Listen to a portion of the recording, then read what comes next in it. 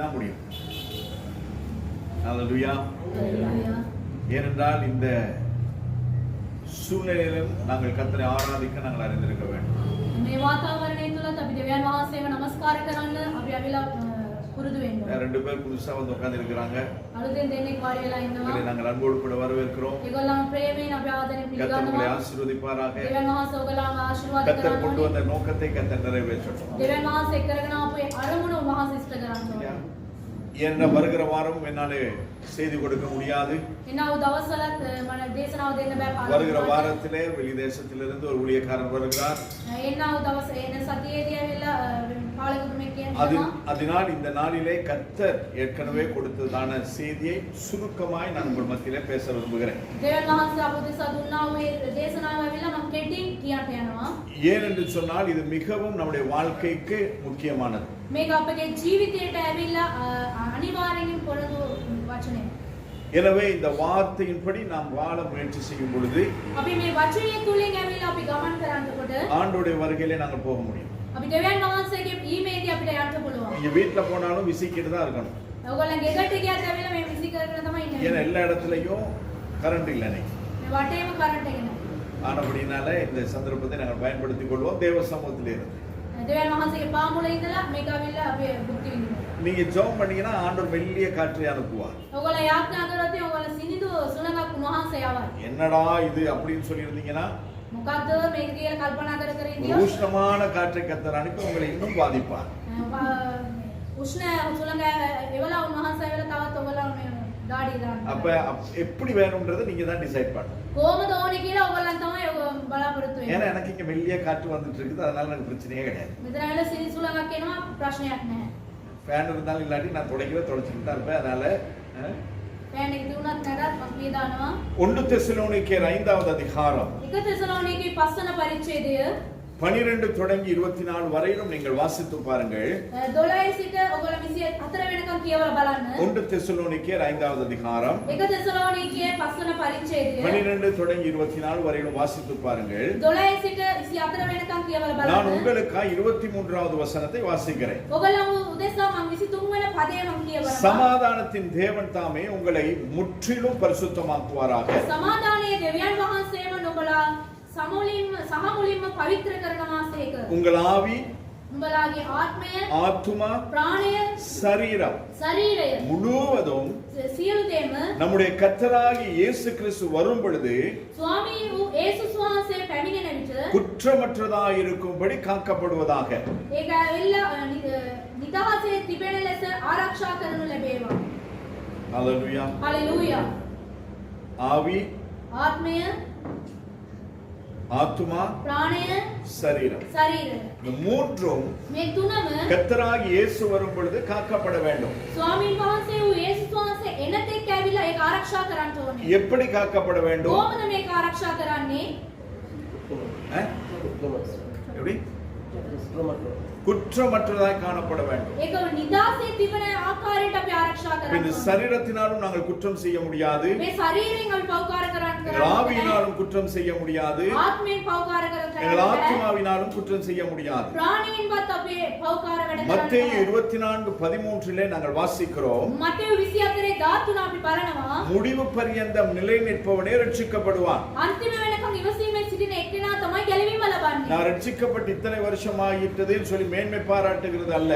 මම ගැලවීම ලබලා මෙච්චර අවුරුදු ගාණක් ඉන්නවයි කියන එක උඩඟුකමෙන් කතා කරන එක நான் නෙවෙයි. பெற்ற ரட்சிப்பை முடிவு பரியந்தம் காத்துக்கொள்ள வேண்டும். තමන් ලැබුවා වූ ගැලවීම අන්තිම වෙනකම් ආරක්ෂා කර ගන්න ඕනේ. தாவி ஆத்துமா சரீரம் குற்றமற்றதாய் கர்த்தர் வரும் வரைக்கும் காக்கப்படுகிறது போல ආත්මේ ප්‍රාණය ශරීරය ඇවිල්ලා නිදාස ඇවිල්ලා ආරක්ෂා කරනවා වගේ நான் அன்று பெற்ற ரட்சிப்பை இன்று வரையிலும் காத்துக்கொள்ள வேண்டும். මම එදා ලැබුවා වූ ගැලවීම තව වෙනතුරු ආරක්ෂා කර ගන්න ඕනේ. இனியும் காத்துக்கொள்ள வேண்டும். තව දුරටත් මම ආරක්ෂා කර ගන්න. பாஸ்டர் ரோஹான் பேசும் பொழுது பேசினார்.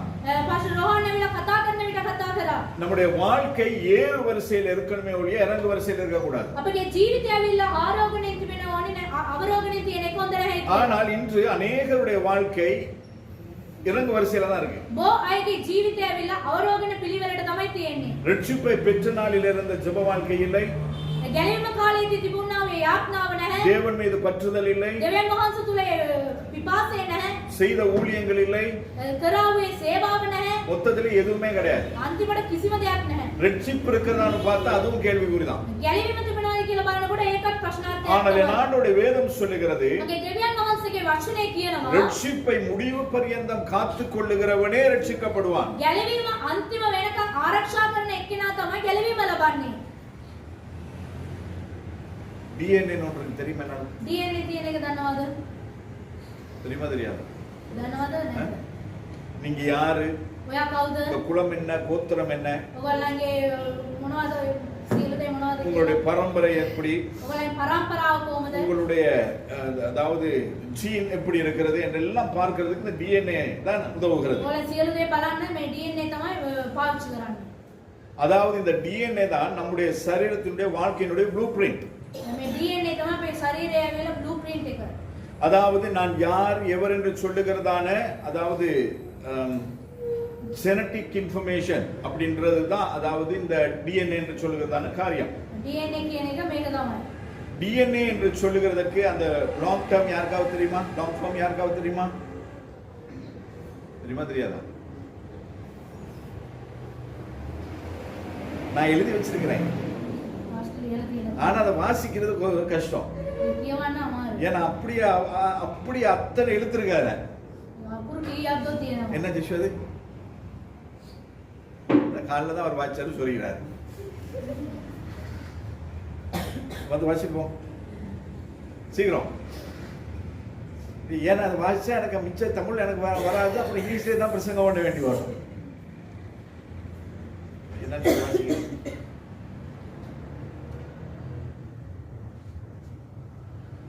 இங்கிலீஷ்ல படிச்ச அவரே யோசிக்கிறார். மேல டியாக்சி ரிபோ நியூக்ளிக் ஆசிட் அப்படின்றதான் DNA. சரியா? அப்ப இதெல்லாம் வச்சு கர்த்தர் ஒரு மனுஷனை உருவாக்கி இருக்கிறார்னு சொன்னா, அதாவது சொல்ல முடியாத வார்த்தைகளை சொல்லுகிற அளவுக்கு கர்த்தர் நம்மை உண்டாக்கி இருக்கிறார். කියන්න බැරුණා ඒ වචනේ දීලා උන්වහන්සේ ඇවිල්ලා අපිව මවලා තිබෙනවා. இந்த DNA வந்து உலகத்துக்கு வேற விதமா இருக்கும். මේ DNA ඇවිල්ලා ලෝකෙට වෙන ආකාරයක් වගේ තිබෙන්න ඕන. ஆனாலும் எனக்கும் உங்களுக்கும் එනමුත් ඔබට සහ මට DNA என்று சொல்லுகிறது DNA කියන්නේ divine nature of almighty. அதாவது பரலோக பிதாவினுடைய சுபாவம், ස්වර්ගීය පියාණන් වහන්සේගේ ස්වභාවය. அவருடைய சுபாவம். උන්වහන්සේගේ ස්වභාවය. எனவே அவருடைய சுபாவமாய் உண்டாக்கப்பட்ட நானும் நீங்களும் උන්වහන්සේගේ ස්වරූපය මැවුණු ලබා ඔබ සහ මම அவர் வரும் வரைக்கும் நாம் நம்மை காத்துக்கொள்ள வேண்டும். උන්වහන්සේ එනතුරු අපි ඇවිල්ලා අපි ආරක්ෂා කරගන්න. ஆதியாகமம் 1:26 நாங்கள் வாசிக்கிறோம், උත්පත්ති 1:26 අපි தேவன் බලනවා. மனுஷனை உண்டாக்கும் பொழுது දෙවියන් වහන්සේ මනුෂ්‍යව මවන විට நமது சாயலாகவும் උන්වහන්සේගේ ரூපයෙන් நமது ரூபத்தின் படியையும் උන්වහන්සේගේ ස්වරූපයෙන් மனுஷனை உண்டாக்குவோமாக මනුෂ්‍යව මවන්න ඕනේ කියලා அப்படின்னு சொல்லி ஆண்டவர் மனுஷனை உண்டாக்கினார். එහෙම සිතලා උන්වහන්සේ මනුෂ්‍යයන් அதாவது උන්වහන්සේ அவருடைய இமேஜ், அவருடைய லைக்னஸ், அதன்படி நம்மை உருவாக்கி இருக்கிறார். උන්වහන්සේගේ ස්වරූපයට උන්වහන්සේගේ කාර්යයට උන්වහන්සේ අපිව මවලා තිබෙනවා. இன்னைக்கு நம்மளை பார்த்தா சொல்ல முடியும்? අපිව බලලා එහෙම කියන්න පුළුවන්ද? சொல்ல முடியுமா? நம்மளை நாம கண்ணாடியில பார்த்தா தெரியும். අපිව අපි කණ්ණාඩියෙන් බැලුවොත් කියන්න පුළුවන්. இல்ல காலையில எழும்பி அப்படியே போய் கண்ணாடியில பாருங்க, උදේට නැගිටලා උදේ ගිහලා කණ්ණාඩිය බලන්න நாமே பயந்துருவோம், අපිව බය වෙනවා. யாருடா அப்படின்னு. මේ කවුද කියලා. இல்ல முடியெல்லாம் நட்டமா இப்படி நிக்கும், කොණ්ඩේ ඔක්කොම මේ இந்த ඉන්නවා. பக்கம் 2 வலிஞ்சிருக்கும், මේ පැත්තේ දෙකක් තිබෙනවා. கண்ணெல்லாம் பொங்கி போய் அங்கங்க வெள்ளையா கருப்பா அப்படி இருக்கும் பொழுது இது யாருன்னு நமக்கே தெரியாது. මේ බලනකොට කවුද කියලාවත් අපිට දන්නේ නැහැ. ஆனாலும் கர்த்தர் நம்ம இன்னும் அழகு பார்க்கிறார். එනමුත් දෙවියන් වහන්සේ තවත් උන්වහන්සේ අපව ලස්සන ஆதியாகமம் බලනවා. 2:7 நாங்கள் வாசிக்கிறோம், උත්පත්ති 2:7 අපි බලනවා. தேவனாகிய கர்த்தர் மனுஷனை பூமியின் மண்ணினாலே உருவாக்கி දෙවියන් වහන්සේ ඇවිල්ලා මේ පොළවේ පස්වලේ මනුෂ්‍යව මවලා ஜீவ சுவாசத்தை அவன் நாசியிலே ஊதினார். ඒ ජීවනදායක උස්මේ දාලා மனுஷன் ஜீவாத்மாவானான். මනුෂ්‍යයා ඇවිල්ලා ජීවාත්මා වුණා. அதாவது அவன் ஆண்டவர் வந்து அவருடைய ஜீவ சுவாசத்தை நம்முடைய அந்த மனுஷனுடைய நாசியில ஊதினது நிமித்தமாய் அவன் ஜீவாத்மாவானான். දෙවියන් වහන්සේගේ උස්ම ඇවිල්ලා ඒ නාස් පුටුවල තැබපු ඉඳා මනුෂ්‍යයා ඇවිල්ලා ජීවණය වුණා. எத்தனை பேர் முட்டை பார்த்தீங்க? ඊදෙනෙක් ඇවිල්ලා පිටර බලලා තිබෙනවා. ஒருத்தருமே பார்த்துருக்கியோ தம்பி போயிட்டு ஒரு முட்டை வாங்கிட்டு வைங்க.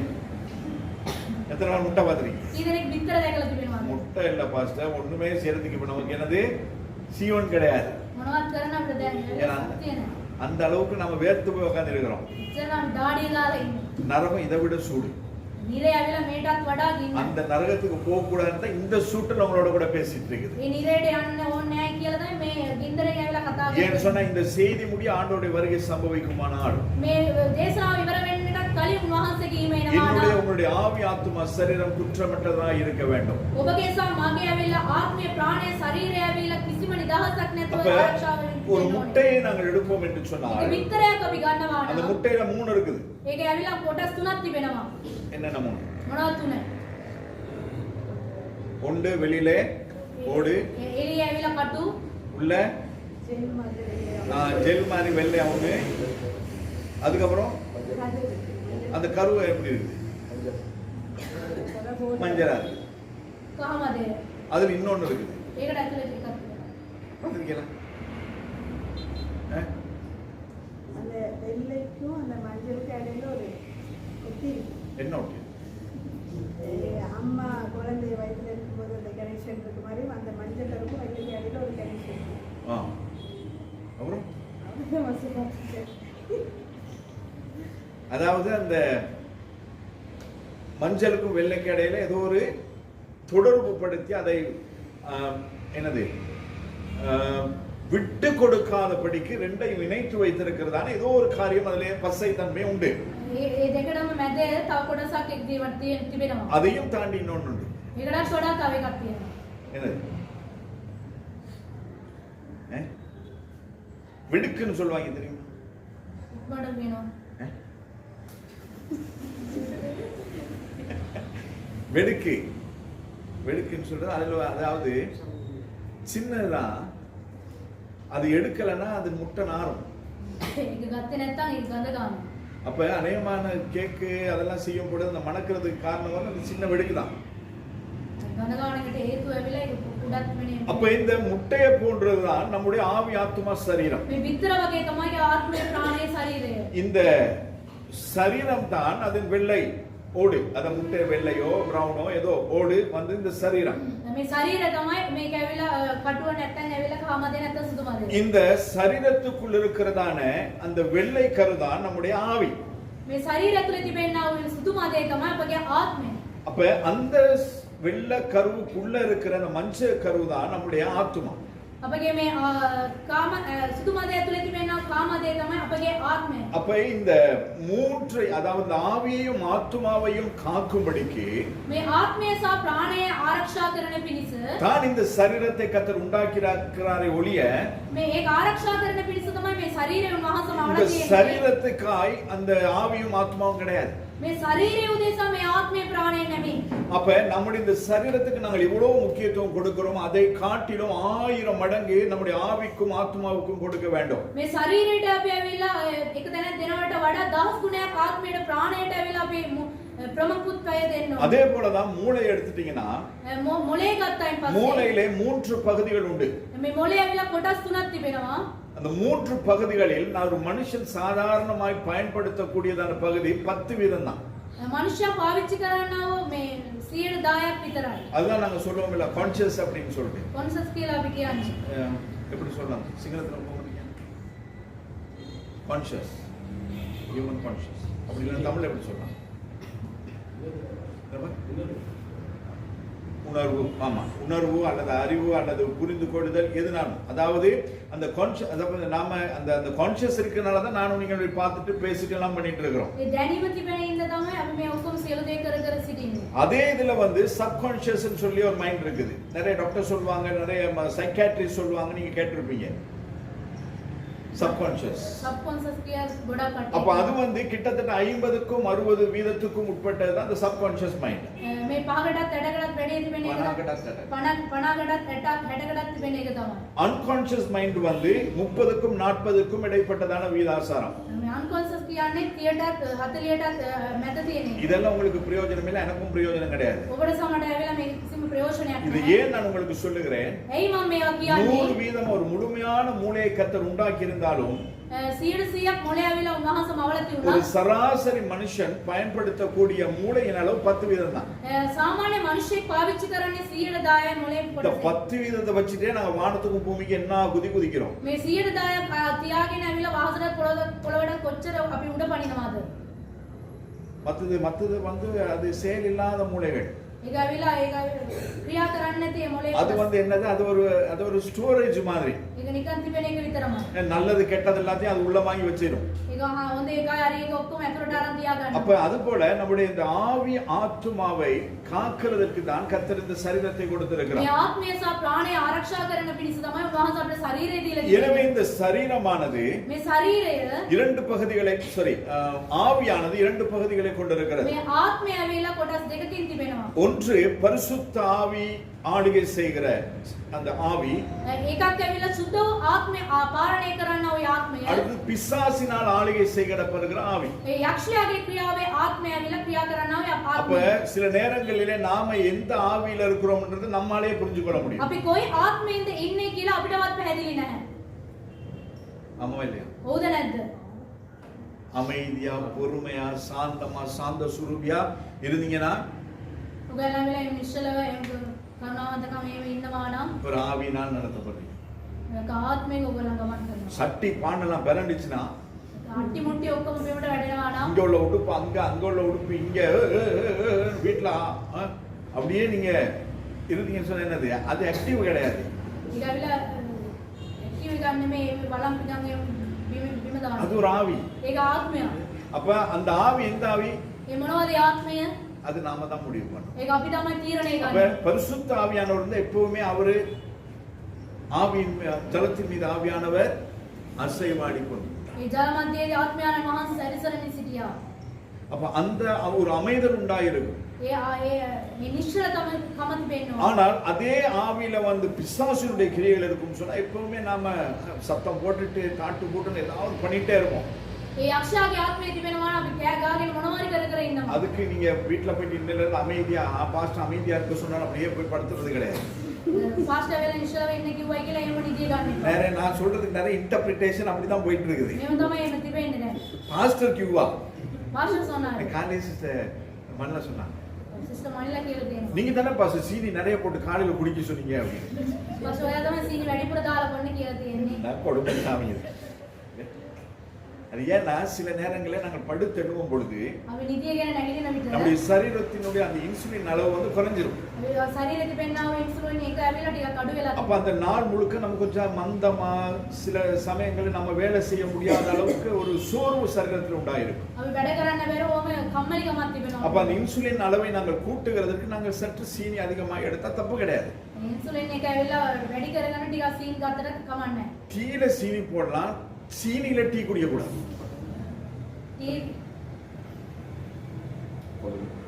அவங்களுக்கு புரியல. டீல சீனி போட்டு குடிக்கலாம், ටී එක සීනි දාලා කන්න පුළුවන්. சீனியில டீ ஊத்தி குடிக்க கூடாது. සීනි එකට ටී එක දාලා බොන්න එපා. புரியுதா? තේරෙනවද? அதே மாதிரி நம்முடைய அந்த ஆவியானது காக்கப்பட வேண்டும். අපගේ ආත්මය ඇවිල්ලා එච්චර ආරක්ෂා කරගන්න ඕනේ. அதுல வந்து பரிசுத்த ஆவியானவர் தான் இருக்கணுமே ஒழிய அசுத்த ஆவிக்கு இடம் கொடுக்க கூடாது. ඒ තුල ඇවිල්ලා සුද්ධාත්මයන් වහන්සේ පමණමයි සිටින්න ඕනේ. 51வது சங்கீதத்தின் 5வது வசனத்தை நான் வாசிக்கிறோம். 51 වන ගීතාවලියේ 5 වන පදය අපි බලනවා. இதோ நான் துர்க்குணத்தில் உருவானேன், මම இதோ நான் துர்க்குணத்தில் உருவானேன். ඇවිල්ලා අසුත්තෙන් ඇවිල්ලා මම ඇවිල්ලා මැවුණු ලැබුණා. என் தாய் என்னை பாவத்தில் கற்பம் தரித்தாள் මගේ මව ඇවිල්ලා පෞකාරගමේ මාව ඇවිල්ලා ගර්භාෂයේ என்று சொல்லப்பட்டிருக்கிறது. ඒ වගේම මේ ස්ථානයේදී කියලා 2 තිබෙනවා. கொரிந்தியர் 5:17 நீங்கள் வாசிப்பீர்களானால் 1 කොරින්තිය ඇවිල්ලා පහේ දාත කියනවා. 2 கொரிந்தியர் 5:17 පහේ දාත இப்படி இருக்க ஒருவன் கிறிஸ்துவுக்குள் இருந்தால் මේ ක්‍රිස්තුස් වහන්සේ තුළ කෙනෙක් ඉන්නවා නම් புது சிருஷ்டியாய் இருக்கிறான். ඔව් අලුත් මැවිල්ලක් කියලා. பழையவைகள் ஒழிந்து போயின, ඔව් තුළ තිබෙනවා පරදේ පාලු எல்லாம் කියලා. புதிதாயின. සියලු දේ අලුත්ම වුණා. ஹalleluya. හalleluya. எத்தனை பேர் ரட்சிக்கப்பட்டீங்க? කී දෙනෙක් ගැලවීම ලබලා තිබෙනවද?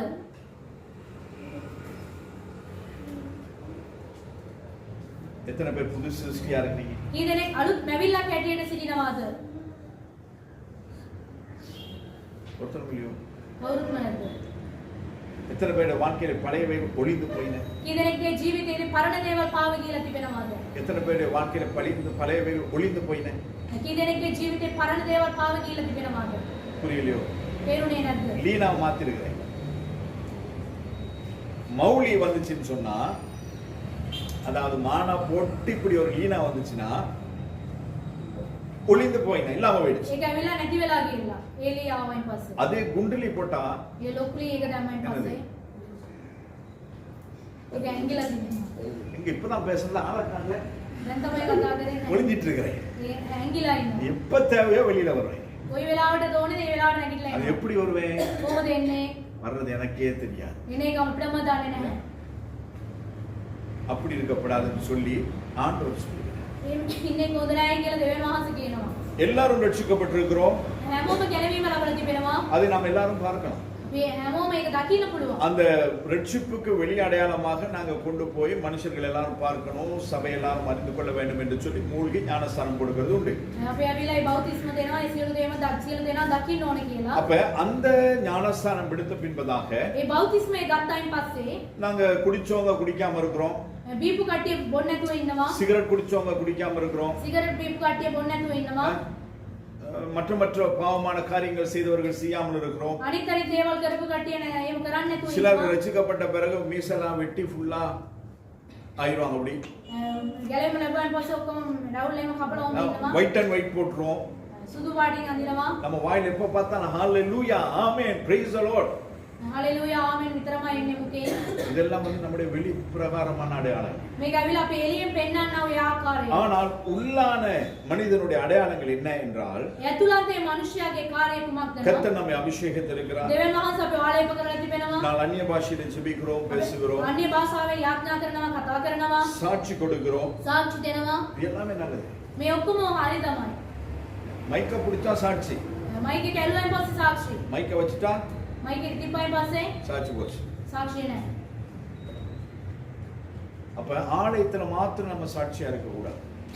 සභාවෙන් විතරක් අපි සාක්ෂියක් ඇටියට நாங்கள் ඉන්නේ. எல்லா இடங்களிலும் தேவனுக்கு சாட்சியா අපි இருக்கோம். සෑම ස්ථානෙම අපි සාක්ෂියක් ඇටියට සිටිනවා. யாக்கோபினுடைய நிருபத்திலே நாங்க வாசிக்கிறோம். යාකෝබ් පොතේදී අපි බලනවා. அப்ப இந்த ரெண்டு விதமான மாற்றங்கள் நம்முடைய சரீரத்திலே நாங்கள் ரட்சிக்கப்பட்ட பொழுது, நாங்கள் கர்த்தர் இயேசு கிறிஸ்துவை ஏற்றுக்கொண்ட பொழுது நமக்கு நடக்கிறது. මේ විදිහට දෙවෙනි ආකාරයෙන්ම අපි දෙවියන් වහන්සේව ගැලවුවා දෙවියන් වහන්සේලා ගියන් පස්සේ ඒක වෙනස් වෙනවා. ஆனால் என் ஆண்டவருடைய வேதம் இது மட்டும் போதாது என்பதாக நமக்கு வலியுறுத்தி காண்பிக்கிறது. දෙවියන් වහන්සේගේ වචනේ මේක පමණක් නෙමෙයි කියලා අපි උන්වහන්සේගේ වචනේ யாக்கோபு පැහැදිලි முதலாவது කරනවා. அதிகாரம் 21 22வது வசனங்களில் நாங்கள் வாசிக்கும் பொழுது, යාකෝබ් ඒ පළවෙනි එකේ 21 22 අපි කියන විට ஆகையால் நீங்கள் எல்லாவித அழுக்கையும் கொடிய துர்க்குணத்தையும் ஒழித்துவிட்டு ඕගොල්ලන්ගේ සෑම අසුසේ කාර්යය අපවිත්‍ර කාර්යය නැති කරගෙන உங்கள் உள்ளத்தில் நாட்டப்பட்டதாயும் ඕගොල්ලන්ගේ හදවතේ තබලා තිබෙනවා. உங்கள் ஆத்துமாக்களை ரட்சிக்க வல்லமை உள்ளதாயும் இருக்கிற ඕගොල්ලන්ගේ ආත්මය ඇවිල්ලා ගලවන්නට ප්‍රමාදී ගලවන්නට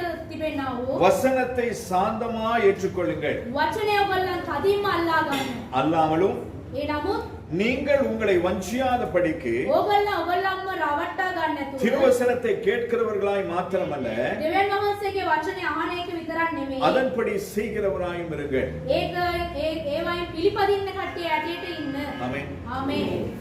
ஆண்டவருடைய வசனம் என்ன சொல்லுகிறது? දෙවියන් වහන්සේගේ වචනේ කුමක්ද කියන්නේ? துர்க்குணங்களை எல்லாம் நாங்க ஒழிச்சிடணுமா? ඒ කිලුටුකම ඇවිල්ලා අතින් අපි නැති කර ගන්න ඕන. அழுக்கு எல்லாத்தையும் நாங்க அகற்றிடணுமா? ඒ දුෂ්ටකම ඔක්කොම පහ කරලා දාන්න ඕන. இது என்ன எங்க நாட்டப்பட்டிருக்கிறது? මේ ඔක්කොම කොයිද තිබෙන්නේ? இருதயத்திலே. අපගේ හදවත තුල.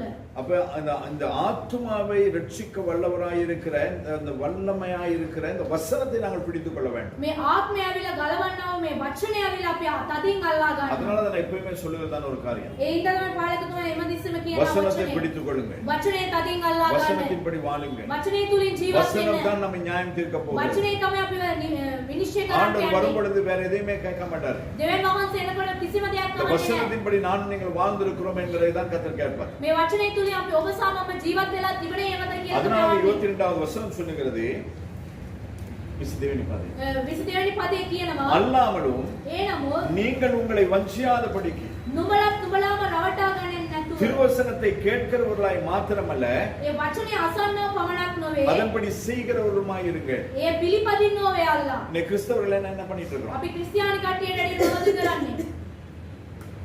ஒரு காலத்துல சபை போதவருடைய செய்தி மட்டும் கேட்டோம். සභාවේ පාලකතුමාගේ දේශනාව විතරමයි ඇහුවේ. இன்னைக்கு அதையும் தாண்டி ඒකටත් වඩා ஊருப்பட்ட யூடியூப், ஊருப்பட்ட என்னது சின்ன சின்னதா வரும், என்னது ரீலா, ரீல் ரீல் விடுறதெல்லாம் பார்த்துட்டு இருக்கிறோம். දීල දානයක ඔක්කොම බලනවා. ஏன்னா நாமளும் ரீல் தானே விட்டுட்டு இருக்கிறோம் අපිත් එහෙමනේ இல்லையா? உட்கார்ந்து செய்தி கேட்கறது கிடையாது. වාඩි වෙලා දේශනාව අහන්නේ නැහැ. இந்த பக்கம் ரீல கேட்டு அந்த பக்கம் ரீல விட்டுட்டு இருக்கிறோம். මේ පැත්තේ මේ කාලා අනිත් පැත්තේ රීල් එක. அதனாலதான் ஆண்டோட வேதம் தெளிவாய் சொல்லுகிறது, ඒ තමයි දෙවියන් වහන්සේගේ වචනේ நீங்க කියනවා. ரீல் விடாதீங்க, ඔයාලා රීල් දාන්න එපා. கேட்ட வார்த்தையை ඇසුවා වූ වචනය அதன்படி செய்கிறவர்களாய் மாறுங்கள். ඒ ඇටියට පිළිපදින්නා அப்படி செய்யாத பொழுது நாம் என்ன செய்கிறோம்? ඒම අපි කරේ නැත්තම් உங்களை யாரும் வந்து வஞ்சிக்க வேண்டிய அவசியமே කවුරුත් கிடையாது. අපිව රවට්ටන්න ඕනේ නැහැ. இவங்க ஏமாத்திட்டாங்க, මෙයා රවට්ටුවා, அவரை එයා ஏமாத்திட்டாங்க, රවට්ටුවා, இவங்க ஏமாத்திட்டாங்க சொல்ல வேண்டிய அவசியமே இல்லை. එහෙම කියන්න ඕනෙම නැහැ. நம்மை நாமே வஞ்சித்துக் கொள்ளுகிறோம். අපි රවට්ටා ගන්නවා. எப்போ வஞ்சித்துக் கொள்ளுகிறோம்? කොහොමද රවට්ටා ගන්නේ? மண்டைய ஆட்டி கேட்கறது, ඔළුව ආනවා. அந்த பக்கம் போயிட்டு அப்படியே விட்டுறது. ඒ පැත්තට ගිහලා ඔක්කොම அப்படி இல்லைன்னு சொன்னா අතාරිනවා. கேட்ட வார்த்தைகளை நாங்க அந்த பக்கம் போயிட்டு நாம அதுக்கு இன்னொரு வியாக்கியானம் கொடுத்துட்டு இருக்கிறது. ඒ අහුවුවේ වචනය ඇවිල්ලා ආගෙන තව එකක් මවනවා. பாஸ்டர் இப்படி சொன்னாரு, அது சரியா? වාස්තු මේම කිව්වනේ ඒක හරිද? இப்படி இல்லையே. මේම නෙමෙයිනේ. அப்படி யார்கிட்ட கேட்கறது? කාගෙන් දාන්නේ? இன்னொரு விசுவாசி கிட்ட கேட்கறது. තව ඇදලිවන්තයෙක්ගෙන් අහනවා. அந்த விசுவாசி தெரியும். එයාට දන්නවද? பாஸ்டர் வான் சொன்னார், වාස්තු රෝහන් කිව්වා. நான் நல்லவர் வல்லவர் எல்லாம் தெரிஞ்சவர் அப்படி. ඔක්කොම දන්නවා, ඔක්කොම පැහැදිලි තියෙනවායි කියලා. எனக்கு ஒண்ணுமே தெரியாது. වාස්තු කිසිම දෙයක් නැහැ. இன்னைக்கு அவர் பிரசங்கிக்கும் போது தான் அவருக்கு அந்த 3 முறை அவர் வெளிச்சத்தை கண்டார்ன்றது இன்னைக்கு தான் எனக்கு அந்த செய்தி மூலமாய் தெரியும். තුන් වතාවක් ආලෝකය දැක්කයි කියලා අද තමයි මට வாசித்திருக்கிறேன். කියවලා තිබෙනවා. ஆனா இன்னைக்கு அவர் பிரசங்கிக்கும் பொழுதுதான் அதை இப்படியும் பிரசங்கிக்கலாம் என்பதை நான் அறிந்து கொண்டேன். එයා දේශනා කරන විට තමයි මේමත් දේශනා කරන්න அது පුළුවන් தெரியாது කියලා தெரியாதுன்னு சொல்றதுல நான் வெட்கப்பட வேண்டிய அவசியமே கிடையாது. දන්නේ නැහැ කියන එකේ ලැජ්ජාවක් නැහැ. ஏனென்றால் என் ஆண்டோட வேதம் இது சமுத்திரம். දෙවියන් වහන්සේගේ වචනය ඇවිල්ලා මේක මහත් වූ இது சின்ன සාගරයක්. குட்டையோ குளமோ கிடையாது. මේක ඇවිල්ලා නිකන් පොඩි ස්ථානයක් නෙමෙයි. இவ்வளவுதான். මෙච්චරයි. 2000 வருஷங்களா இதான் பிரசங்கிக்கப்படுகிறது. අවුරුදු 2000ක ඉඳලා මේක තමයි මේක දේශනා කරන්නේ. இதை இன்னொருத்தர் மாத்தல. මේක කවුරුත් වෙනස් කරලා ஆனா නැහැ. சில ஊழியக்காரங்க சொல்றாங்க 29வது அதிகாரத்தை எழுத போறாங்களாம். 29 වන පරිච්ඡේදය ලියන්න යනවායි කියලා. எதுல 29வது அதிகாரம்? කොයි එකේද? அப்போஸ்தலர் நடவடிக்கைகள். ක්‍රියාපොතේ. நியாய சங்கத்துல பேசினது எத்தனாவது அதிகாரம்? 22 26 26 22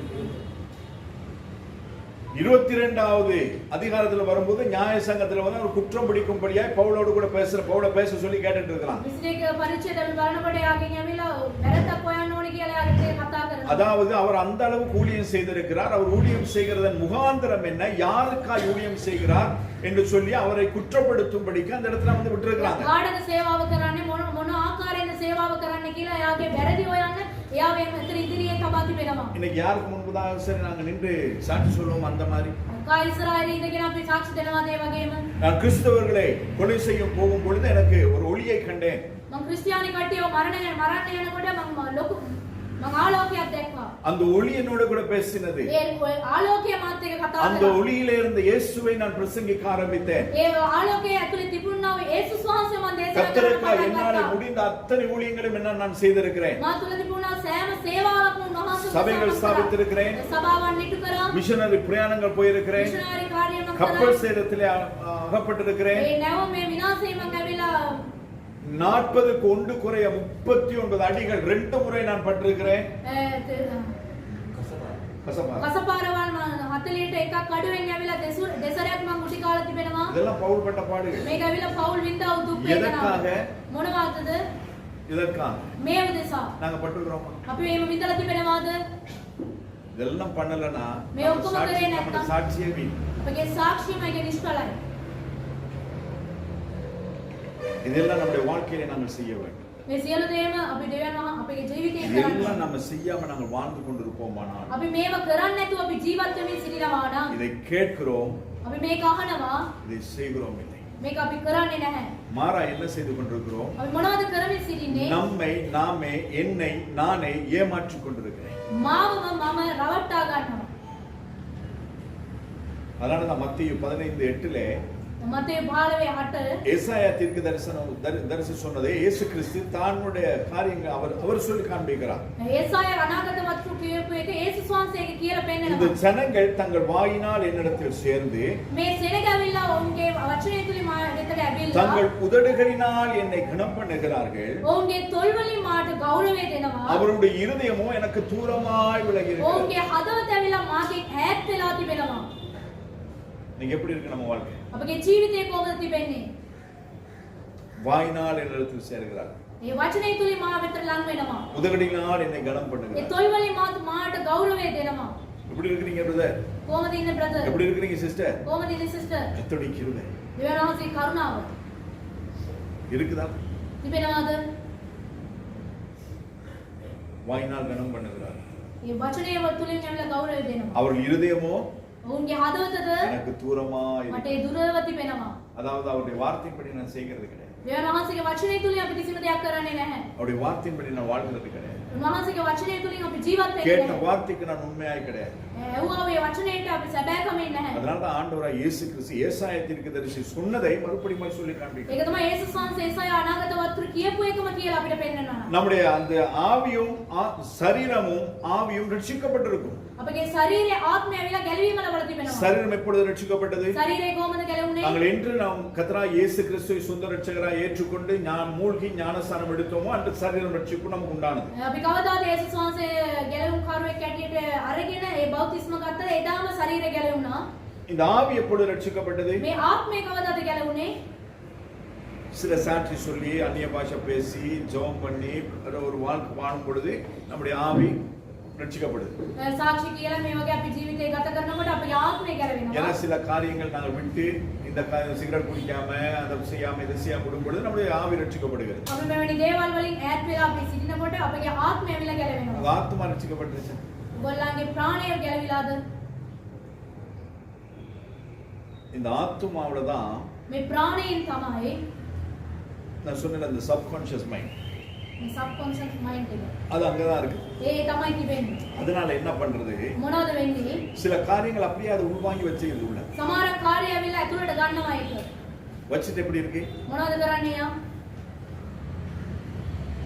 வரட்டும், ආපුදේ. நடக்கட்டும், ඒක වෙච්චද? பார்த்துக்கிறேன். බලා ගන්න. இதுதான் அந்த ஆத்மாவினுடைய ரட்சிப்பு. මේක තමයි ප්‍රාණයේ ගැලවීම. இந்த ஆவியையும் சரீரத்தையும் கொண்டு போக ஆண்டவர் வரல. මේ ශරීරය සහ මේ ආත්මය කියන දෙවියන් වහන්සේ ආවේ නැහැ. இந்த சரீரம் மண்ணுக்கு போயிருது. මේ ශරීරය ඇවිල්ලා පසට යනවා. இந்த ஆத்மா வந்து அப்படியே போயிருது. මේ ආත්මය ඇවිල්ලා ඒවම යනවා. ஆனால் அந்த ஜீவ சுவாசம் என்கிறதான அந்த காரியம் இருக்கிறது வந்து இந்த ஆத்மா. මේ ජීව උස්ම කියන එක තිබෙන්නේ මේ ප්‍රාණය அப்ப ඇතුලේ. இந்த ஆத்மா தான் காக்கப்பட வேண்டும். මේ ප්‍රාණය තමයි ආරක්ෂා කරන්න இந்த ඕනේ. ஆத்மாவிலே தான் இந்த காரியங்கள் அடங்கி இருக்குது. මේ ප්‍රාණය තුලින් තමයි මේවා තිබෙන්නේ. முட்டை பத்தி சொன்னேன்ல, විතරේ කියලා තියෙනවානේ. வெள்ளோடு சரீரம், මේ සුදු පාට මේ කටු ඇවිල්ලා இல்லைன்னா ශරීරය அந்த பிரவுனோடு சரீரம், முட்டையினுடைய கோது சரீரம், විතරේ එළිය ඇවිල්ලා ශරීරය, அதன் வெள்ள கரு வந்து நம்முடைய ஆவி, සුදු මදේ ඇවිල්ලා ආත්මය, ஆத்மா மஞ்சள் கரு. ප්‍රාණය ඇවිල්ලා සුදු அப்ப කහ. இந்த ஆத்மாவோட ஒட்டிட்டு இருக்குன்னு சொன்னேன்ல, මේ දෙකටම මැද තියෙනවයි කියලා කිව්වා නේද? இந்த வெடுக்கு அதை எடுக்கும் பொழுது எப்படி எடுக்கணும்?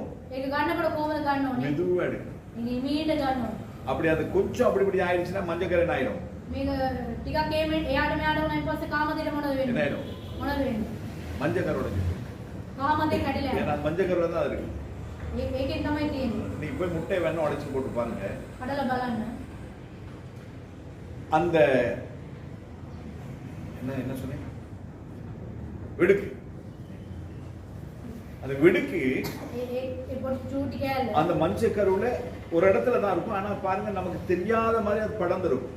අපි ඒක දන්නේ නැති ආකාරයට ඒක පැතිරලා තියෙනවා. அதாவது அதன் வேர் அதை பற்றி பிடித்துக் கொண்டிருக்கும். ඒක ඇවිල්ලා ඒකම අල්ලාගෙන තිබෙනවා. அந்த வேர் அதை பற்றி பிடித்துக் கொண்டிருக்கிறதுனால அதை எடுக்கும் பொழுது நாங்க மெதுவா ரொம்ப ஜாக்கிரதையா தான் எடுக்கணும். ඒක ගන්න විට අපි ඇවිල්ලා ප්‍රවේශමෙන් ගන්න ඕනේ. அப்ப அந்த ஆத்துமாவிலே பற்றி இருக்கிறதான உலக ஆசைகளாக இருக்கட்டும், මේ ප්‍රාණය තුල තිබෙනව පැතිරී තිබෙනව ලෞකික ආසාවක් වෙන්න පුළුවන්. நம்முடைய இச்சைகளா இருக்கட்டும், අපගේ තෘෂ්ණාව වෙන්න පුළුවන්. கோபங்கள், கசப்புகள், வைராக்கியம் வைராக்கியங்களா இருக்கட்டும், අපගේ කෝපය අපගේ මෙවැනි තිත්තකමක් වෙන්න පුළුවන්. நம்மிடத்திலே இருக்கிறதான அந்த தன்னலம் சுயநலம் நான் என்கிறதான அகம்பாவங்களா இருக்கட்டும், මෙවැනි උඩඟුකම මෙවැනි දේවල් අපගේ ජීවිතේ තිබෙන්න இது පුළුවන්. எல்லாம் இந்த ஆத்துமாவை பற்றி பிடித்துக் கொண்டிருக்கிறது. මේ ප්‍රාණය ඇවිල්ලා ඒක තදින් අල්ලාගෙන තිබෙනවා. அப்ப இந்த ஆத்துமாவில் இருந்து நாங்க ரொம்ப கவனமா எடுக்கணும். මේක ඇවිල්ලා මේ ප්‍රාණය ඇතුලෙන් ඇවිල්ලා ප්‍රවේශ මේක එළියට ගන්න ඕනේ. ஆனா அது நமக்கு நாம என்ன நினைச்சிட்டு இருக்கோம், அது நம்ம கண்ணுக்கு தெரியாதனால அது நல்லா தான் இருக்குது போல. අපේ ඇස් වලට ඒක පේන්නේ නැති හින්දා ඒක හොඳට තිබෙනවායි කියලා අපිට හිතන්න පුළුවන්. ஆனால் அதை நாங்கள் கவனமாய் பார்த்துக்கணும்.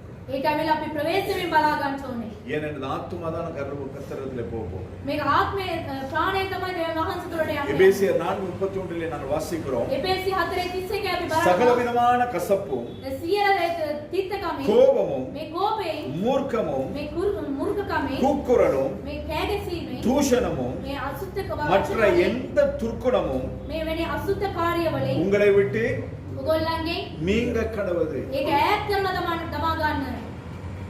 இதெல்லாம் நம்ம உள்ளதான் வச்சிருக்கோம். මේ සියලු දේවල් අපේ ඇතුලේ තමයි තබා ගන්නෙ. கூக்குரல் கேக்குதா உங்களுக்கு யாருக்காவது? මෙවැනි විලාපකේ සද්ද ඇසෙනවද? கேக்குதா? ඇසෙනවද? ஜெபம் பண்ணுங்க. යාඥා කරන්න. ஆண்டவரே, உமக்கு ஸ்தோத்திரம் ஆண்டவரே, கொடுத்த சாப்பாட்டுக்காக ஸ்தோத்திரம் ஆண்டவரே. யாருக்காவது கேக்குதா? කාටද ඇහෙනවද? அதே நேரத்துல உங்களுக்கு என்னது, ஒரு நேரத்துல நீங்க மாறி ஆகுங்க பாருங்க, அப்ப எப்படி இருக்கும் உங்க சத்தம்? ඔයගොල්ලෝ සබ්දේ ඒ විලාවට කොහොමද තිබෙන්නේ? இங்க பேசினா கொட்டையனைக்கு கேட்கும், මේ කතා කරන්නේ මොකද කොටේනටම ඇහෙනවා. சிலர் யாழ்ப்பாணத்துக்கே கேட்கும். යාපනයටම ඇහෙනවා. இங்க இந்த சில பேர் ஃபோன் பண்ணாங்க பாருங்க, ஃபோன் සමහර කටේ කෝල් කරනවා.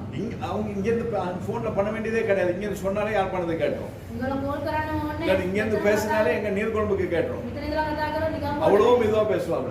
උච්චරම කතා කරනවා. அத போலதான் ඒ වගේම තමයි. கூக்குரல் எல்லாம் உள்ளதான் இருக்குது. එවැනි සද්දේ මහත් සද්දේ ඇතුළේම තමයි அப்ப තියෙන්නේ. அதெல்லாம் எங்க ஒட்டிட்டு இருக்குது? ඒ ඔක්කොම කොහෙද ඇලිලා இந்த තිබෙන්නේ? ஆத்துமாவிலே ஒட்டி මේ கொண்டிருக்கு. ආත්මය ඇතුළෙන් තිබෙනවා. எனவே இந்த ஆத்துமாவில் இருந்து அதெல்லாம் கலண்டா அவங்கள்ட்ட இருந்து கூக்குரல் வராங்க. මේ ප්‍රාණයෙන් ඒක ඇවිල්ලා එළියට ආවෙන් පස්සේ එවැනි සද්දයක් එන්නේ නැහැ. நேத்து ஒரு சகோதரி என் மனைவியோட கூட பேசியிருக்கிறான். ඒ දවසේ සහෝදරියෙක් කතා කරලා තිබෙනවා. அவங்க பேசுற டோனே வித்தியாசமா. එයා කතා කරපු ශබ්දයම වෙනස්ලු. காரணம் என்ன? මොකද්ද? ரட்சிக்கப்பட்டாச்சு, ගැලවීම ලැබලා திருச்சபைக்கு போகிறோம், සභාවට යනවා. ஆராதிக்கிறோம், නමස්කාර කරනවා. எல்லாமே செய்றோம். ඔක්කොම කරනවා. ஆனா இன்னும் என்ன இது, இந்த மாதிரியான சுபாவங்கள் இன்னும் எங்க இருக்குது? මෙවැනි ස්වභාවය කොහෙද තිබෙන්නේ? ஆத்துமாவில் ஒட்டிட்டு இருக்கு. ඒ ආත්ම ප්‍රාණය ඇතුළේ நேற்று තිබෙනවා. சாயந்தரத்தில் நாங்கள் இன்னொரு சகோதரியை சந்தித்தோம். තව සහෝදරයෙක් අපි මුණ ගැසුණා. அவனோட முகத்தை பார்த்தாலே அப்படிதான் இருந்துச்சு. ඒවල මුණ දැක්කන් පස්සේ එමුණ තමයි කිව්නේ. அப்ப இத்தனை வருஷங்கள் கர்த்தர் நம்மை நடத்தி வந்தது ஏதோ ஒரு காரியத்துக்காக அல்ல. දෙවියන් වහන්සේ මෙච්චර කාලයක් ඇවිල්ලා අපි රැගෙන ආවේ මොනවටද? நேற்று ராத்திரி 11:35 வரை பாஸ்டர் ரொஹானோடும் சகோதரி தேவதானியோடையும் கூட பேசிட்டு இருந்தோம். දානිසයි පාලකතුමාත් එක්ක ඇවිල්ලා அப்ப පාලකතුමා இத்தனை வருஷங்கள் நாங்கள் ஊழியத்தில் எத்தனை பேரை கண்டிருப்போம். මෙවැනි ජීවිතයේදී අපි කොච්චර සේවාවන් இந்த சபையில இருந்தவர்கள், சபையில இல்லாதவர்கள், சபை வேறு சபைகளில் இருக்கிற அநேகரோடு கூட நாங்கள் பழகி கொண்டே இருக்கிறோம். පාලකතුමා ආවිලා මේ සභාවේ අන් සභාවලින් කොයි ඔය සභාවල් වලින් කට්ටිය දැකලා அப்ப තිබෙනවා. அவருடைய ஆத்துமா இப்படி இருக்கிறது என்பதை நம்மால் நிதானிக்க முடியும். ඒ ඔවුන්ගේ ආත්මය කොහොමද තිබෙන්නේ කියලා අපිට අවිලා කියන්න පුළුවන්. ஏனென்றால் நானுடைய வேதம் சொல்லுது, ஆவிக்குரியவன் எல்லாவற்றையும் நிதானித்து அறிகிறான். ආත්මික එක්කෙනා ආවිලා සියලු දේ ආවිලා යා සසඳලා හරි ආකාරයට යා அப்ப බලනවා. அந்த ஆவிக்குரியவன் எல்லாவற்றையும் நிதானித்து அறிய வேண்டுமானால் ඒ ආවිලා යා හරි ආකාරයට ඒවා සෝදිසි කරලා බලනවා නම් ஆவிக்குரியவனுடைய வாழ்க்கையிலே ஆத்துமாவானது தேவன் விரும்புகிற பிரகாரமாய் தேவன் வாசம் பண்ணுகிறதான ஸ்தானமாய் இருக்கும். ඒ දෙවියන් වහන්සේ ජීවත් වෙන ප්‍රාණයේ කැටියට ඒක තිබෙන්න ඕනේ කියලා තිබෙනවා. கசப்பு, வைராக்கியம், இதில் சொன்னது போட்ட கசப்பு, கோபம், மூர்க்கம், கூக்குரல், தூஷணம், இது எல்லாம் வச்சிட்டு இருக்கும் பொழுது பரிசுத்த ஆவியாகிய தேவன் எப்படி இருக்க முடியும்? ඒ තිත්තකම මේ මෘදුකම මෙවැනි කේන්තිය මෙවැනි අසුස්තකම තිබෙනවා නම් මේ සියලු දේ කරන්න බෑ. சர்ச்சுக்கு போறோம், සභාවට යනවා. பல வருஷங்கள் போறோம், අවුරුදු ගාණක් යනවා. ஊழியம் செய்கிறோம், අපි සේවාවන් කරනවා. செய்தி கொடுக்கிறோம். දේශනාවන් දෙනවා. இதெல்லாம் கொடுத்ததுக்காக வேண்டி நீ கிறிஸ்தவன் கிடையாது. මේ ඔක්කොම දුන්නයි කියලා ක්‍රිස්තියානියෙක් කෙනෙක් නෙමෙයි. அரசியல்வாதி இதை விட திறமா பேசுவாங்க. ඒ දේශනා දේශපාලන ඉන්න කට්ටිය ඇවිල්ලා මේකට වැඩි හොඳට කතා කරනවා. அந்த சமுதித்தன் சொல்றவர் கிறிஸ்தவர்களை ஒரு கிறிஸ்தவ ஊழியக்காரனை வச்சு அப்படியே மடக்கி போட்டாப்ல. ඒ සමිත කියන එක්කෙනා ඇවිල්ලා දෙවෙන් මාසෙක එක්කෙනෙක් ඒම නවල දෙම කතා වෙනවා. நம்ம இலங்கை டிவி ஸ்டேஷன்ல உள்ளவர் ටී ස්ටෑන්ඩ් එකේ කතා කරන එක්කෙනා. இந்தியாவுல இருக்கிறவங்க அந்த மாதிரி பேசுவாங்க. ඉන්දියාවේ කට්ටිය ඇවිල්ලා ඒම කතා කරනවා. பேசுறவங்க கிறிஸ்தவங்களா? ක්‍රිස්තියානි කට්ටියද? இதை வாசித்து தேர்னோம். මේ ඔක්කොම ඒවා කියවපු කට්ටිය. ஒரு நல்ல ஒரு பேச்சாளர் இருக்கிறாங்க, ஒரு முஸ்லிம் பெண்மணி அடிக்கடி இதெல்லாம் பேசுவாங்க. என்ன ரீல்ல போய் வருவாங்க. යා රීල් එකකින් එනවා. அவங்க கிறிஸ்தவங்களா? යා ක්‍රිස්තියානිද? முஸ்லிம். යා මුස්ලිම් එකා. இன்னொரு யாரோ நாயக்கரோ யாரோ கிறிஸ்தவங்களுக்கு விரோதம் ஒரு நாள் பேசிட்டு இருக்காரு. நாயக்க කියන එකේන ක්‍රිස්තියානි කට්ටියට විරෝධව කතා அப்ப කරනවා. அந்த கிறிஸ்தவர்களை குறித்தும் கிறிஸ்துவை குறித்தும் வேதாகமத்தை குறித்தும் தவறுதலா பேச அவர் வேதத்தை கற்றுக்கிறான், வாசித்திருக்கிறான். ක්‍රිස්තියානි කට්ටිය බයිබලය ගැන අපි ආවිලා ඒක කතා කරනවා. යා මේක කියවලා ඇති. காரணம் என்ன? කාර්යය කුමක්ද? அதை தவறு என்று சொல்லுகிறதற்காக. ඒක ඇවිලා වැරදි කියන්න ඒකට. ஆனா நாம சரியான விதத்திலே தேவனை ஏற்றுக்கொண்டு ஆராதிக்கும் பொழுதிலும் අපි හරි ආකාරයට දෙවියන් වහන්සේව ගැලවුම් කරේ හැටියට අරගෙන අපි ඉන්නවා. நம்முடைய ஆத்மா சரியான இடத்துல இல்லை. අපගේ ප්‍රාණය ඇවිල්ලා හරි ආකාරයට නැහැ. புரியுதா உங்களுக்கு? ඒක පැහැදිලිද? அதனால ஆண்டவர் இதெல்லாம் நம்மளுக்கு போகணும்னு சொல்றாரு. ඒ ඉඳ තමයි දෙවියන් වහන්සේ මේවා අපෙන් අයින් කරලා දාන්න කියලා කියනවා. நம்முடைய வாழ்க்கையில் டுவெல்ஸும் இருக்க கூடாது. අපේ ජීවිතය ඇවිල්ලා டுவெல்ஸ் சிம் දෙක. සිම් දෙකක් තිබෙන්න හොඳ නැහැ. இருக்குதா நம்மள்ட்ட? ඔයගොල්ලන් තුල එහෙම තිබෙනවද? டுவெல்ஸ் ஃபோன் வச்சிருக்கீங்களா? සිම් දෙකක් තිබෙන ෆෝන් තිබෙනවද? இல்ல பாஸ்டர், ஒரு சிம் தான் போட்டிருக்கிறேன், ஆனா இன்னொரு இ சிம். සිම් එකක් තියෙනවා ඒකත් මේ සිම් එක. எப்படி நம்ம ஆளுங்க அப்படி வேற இருக்காப்ல. මේ කට්ටිය එහෙමත් තියෙනවා. இன்னும் கொஞ்ச நாள்ல சிம்மே கிடையாது. තව ටික දවසකින් සිම් එකම නැහැ. கையை தட்டி பேசலாம். අත තට්ටු කරලා ஏன் சொன்ன හදා எல்லாமே உள்ள ஏத்திட்டு இருக்காங்க. ඔක්කොම ඇතුළට දාගෙනම ඉන්නවා. சில ஐரோப்பிய தேசங்களில் எல்லாத்தையும் இன்சர்ட் பண்ணியாச்சு. ஐரோப்பிய தேசවල වල මේක කරලා තිබෙනවා. உங்க பாஸ்போர்ட், உங்களுடைய பேங்க் கார்டு, உங்களுடைய டிரைவிங் லைசென்ஸ், உங்களுடைய எல்லாமே இப்பொழுது அந்த ஒரு சிப்பின் மூலமா உள்ள ஏத்திட்டாங்க. பாஸ்போர்ட் එක ඩ්‍රයිවිං ලයිසන් ඔක්කොම ඇවිල්ලා ඇඟ ඇතුලේ දාලා තිබෙනවා. நீங்க எல்லாத்தையும் இப்ப தூக்கிட்டு போக வேண்டிய அவசியமே கிடையாது. ඔක්කොම ඔස්සගෙන යන්න ඕනේ නැහැ. இவ்வளவு பெரிய பர்ஸ் தூக்கிட்டு போக வேண்டிய அவசியமே கிடையாது. ලොකු පර්ස් එකක් අරගෙන යන්න ඕනේ නැහැ. பேங்க் கார்டு எடுத்துட்டு போக வேண்டிய அவசியம் கிடையாது. බැංක් කාඩ් එක අරන් යන්න ඕනේ கையை නැහැ. வச்சு காசு எடுத்துட்டு போயிடலாம். අත තියලා ඒවා සල්ලි අරන් நிறைய යන්න. சூப்பர் மார்க்கெட்ல இப்ப அதெல்லாம் வெளி தேசங்கள்ல வந்துருச்சு. එළිය රටවල් වල ඒක තමයි තිබෙන්නේ. இல்ல நீங்களா போயிட்டு உங்களுக்கு தேவையான சாமானத்தை எடுத்துட்டு நீங்களா பணத்தை கட்டிட்டு வந்தாலும் அங்க ஒருத்தருமே கிடையாது. ඔයගොල්ලෝම ගිහිල්ලා ඇවිල්ලා බඩු ටික අරන් එන්න පුළුවන්. එතන කවුරුත්ම නැහැ. இன்னும் ஒரு சில தேசங்களிலே வாகனம் அந்த பாட்டுக்கு ஓடிட்டு இருக்குது. සමහර දේශවල වල වාහනේ ඒමම යනවා. அதுல டிரைவர்ஸ் கிடையாது. ඩ්‍රයිවර්ස්ලා නැහැ. ஏன் இப்ப இங்கேயும் வந்திருக்கு சில அது நாங்க ப்ரோக்ராம் பண்ணிட்டு அது நம்ம அந்த கூகுள் மேப்புக்கு அது கூட்டிட்டு போயிடும். මේ ප්‍රෝග්‍රෑම් එක දුන්නායින් පස්සේ ආ ඒක අරගෙන යයි. அப்ப இப்படி இருக்கும் பொழுது මේ තිබෙනකොට நாம் இன்னும் ஜாக்கிரதையா இருக்க வேண்டும். අපි තවත් ඇවිල්ලා ප්‍රවේශමින් සිටින්න ඕනේ. அப்ப கிறிஸ்தவ வாழ்க்கையில இந்த 12 சிம்முக்கு இடமே கிடையாது. ක්‍රිස්තියානි ජීවිතයේ 12 සිම් එකටම ඉඩම නැහැ. ஒரே சிம் தான். එක සිම් එකයි. ஆனா ஒவ்வொரு நாளும் එකම දවසක போனை எவ்வளவு நாளைக்கு ஒருக்கா நீங்க ரீஸ்டார்ட் பண்ணீங்க? දවස් කීයකට කලින්ද රීස්ටාර්ට් කරන්නේ? பண்றது கிடையாது. ஸ்டக் ஆன என்ன பண்ணீங்க? ස්ටාර්ට් වුණාන් පස්සේ මොනවද කරන්නේ? ஸ்டக் ஆன என்ன? ரீஸ்டார்ட் பண்ணுங்க. රීස්ටාර්ට් කරනවා. அதப்போல ඒ වගේ තමයි. நம்முடைய வாழ்க்கையை ஒவ்வொரு நாளும் நம்ம ரீஸ்டார்ட் பண்ணி பார்க்கணும். අපගේ ජීවිතය ඇවිල්ලා රීස්ටාර්ට් කරනවා. பழைய எல்லாவற்றையும் நாங்க கழிச்சிரோம். අපගේ පරණ දේවල් ඔක්කොම පා කරලා දාන්න ඕනේ. பழசெல்லாம் நான் வச்சிருக்கோம். පරණ දේවල් තියාගෙන ඉන්න එක හොඳ නැහැ. அப்ப ரீஸ்டார்ட் பண்ணும் பொழுது அதுல உள்ள இருக்கிறதான எல்லாம் அந்த ஜங்க்ஸ் எல்லாம் எதுவுமே இருக்காது. රීස්ටාර්ට් කරනකොට සියලු දේවල් තිබෙන්නේ அப்ப அது போல நம்முடைய வாழ்க்கையில இருக்கிறதா நம்முடைய வாழ்க்கையை நாங்கள் டெய்லி தேவனுக்கு முன்பதாக நாங்கள் மறுபரிசீலனை ஆய்வு செய்து பார்க்க வேண்டும். අපි දෙවියන් වහන්සේ ඉදිරියේ අපගේ ජීවිතය ඇවිල්ලා එම අපි අරගෙන බලන්න ඕනේ. எல்லாரும் இருக்கிறீங்களா? සියලු දෙනා ඉන්නවද? சரீரமும் ஆவியும் இங்க இருக்கிறது. ශරීර සාත්මය මේ තිබෙනවා. ஆத்மா இங்கேயும். ප්‍රාණය කොහෙද? அப்ப நாங்க என்ன பண்ணிருக்கிறோம்? මොනවද කරන්නේ? இங்கே தான் உட்கார்ந்து இருக்கோம். මේ තමයි ඉන්නේ. ஆனா நாங்க எங்க இருக்கிறோம்? අපි කොහෙද ඉන්නේ? வேற எங்கேயும். වෙන කොහෙද ඉන්නවා? ஆனந்த ஐயா கடையில இருப்போம்.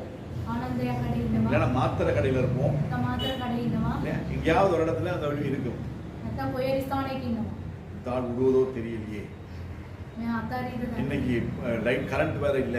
கரண்ட் එකක් නැහැ. ஒரு வீட்லயும் சமைக்க மாட்டாங்க. මේ ගෙදරවත් நாங்க எப்பவுமே மாத்திரை கடையில தான் ரால் போட்டு சாப்பாடு வாங்குறது. මාතර කඩේ තමයි කෑම ගන්න. நீங்க முடிஞ்சிருவோம். ඉවර වෙයිද? அப்படின்னு போய் எங்க ஆத்மா எங்க போய் நிக்குது? කොහෙද තියෙන්නේ? மாத்திரை கடையில நிக்குது. මාතර කඩේ. ஆனா சரீரம் ஆவி எங்க உட்கார்ந்து இருக்குது? ශරීරය සහ ආත්මය இங்க தான் உட்கார்ந்து இருக்குது. මේ තමයි ඉන්නේ. அப்படி இருக்கு. එහෙම බෑ. ஆவி ஆத்மா சரீரம் ආත්මය සහ ප්‍රාණය ශරීරය மூன்றும் காக்கப்பட வேண்டும். ඒ තුනම ආරක්ෂා කරන්න ඕනේ. சிலர் வந்து நம்ம என்ன பண்ணுவோம்னா ගොඩක් දෙනෙක් මොනවද කරන්නේ? ஆவிக்குரியவர்கள் ආත්මික අය நம்முடைய வாழ்க்கையிலே சிலர் மன்னிக்க முடியாத சுபாவங்கள், සමහරක් කට්ටිය වෙවිලා ඒගොල්ලන්ට සමාව දෙන්නේ නැහැ. சிலரை ஏற்றுக்கொள்ள முடியாத காரியங்கள், ඒගොල්ලන් ඇවිල්ලා පිළිගන්නේ නැහැ. சிலர் சொன்னா அதை அங்கீகரித்துக் கொள்ள முடியாத சில சுபாவங்கள். සමහර කට්ටිය කිව්වන් පස්සේ ඒක ඒගොල්ලන් පිළිපත් වෙන්නේ නැහැ. එවැනි ආකාරයෙන් නැහැ. அப்பேற்பட்டதான காரியங்கள் நம்முடைய வாழ்க்கையில இருக்கு. එවැනි කාර්යවල අපේ ජීවිතේ තිබෙනවාද? சிஸ்டர் இப்படி சொல்லிட்டாங்க, සිස්ටම් එහෙම කියලා තිබෙනවා. பாத்துக்கிறேன். බලා ගන්න. பாஸ்டர் இப்படி சொல்லிட்டாங்க, පාස්ටර් එහෙම කියලා තිබෙනවා. பாத்துக்கிறேன். බලා ගන්න. அப்பவே பாத்துருங்க.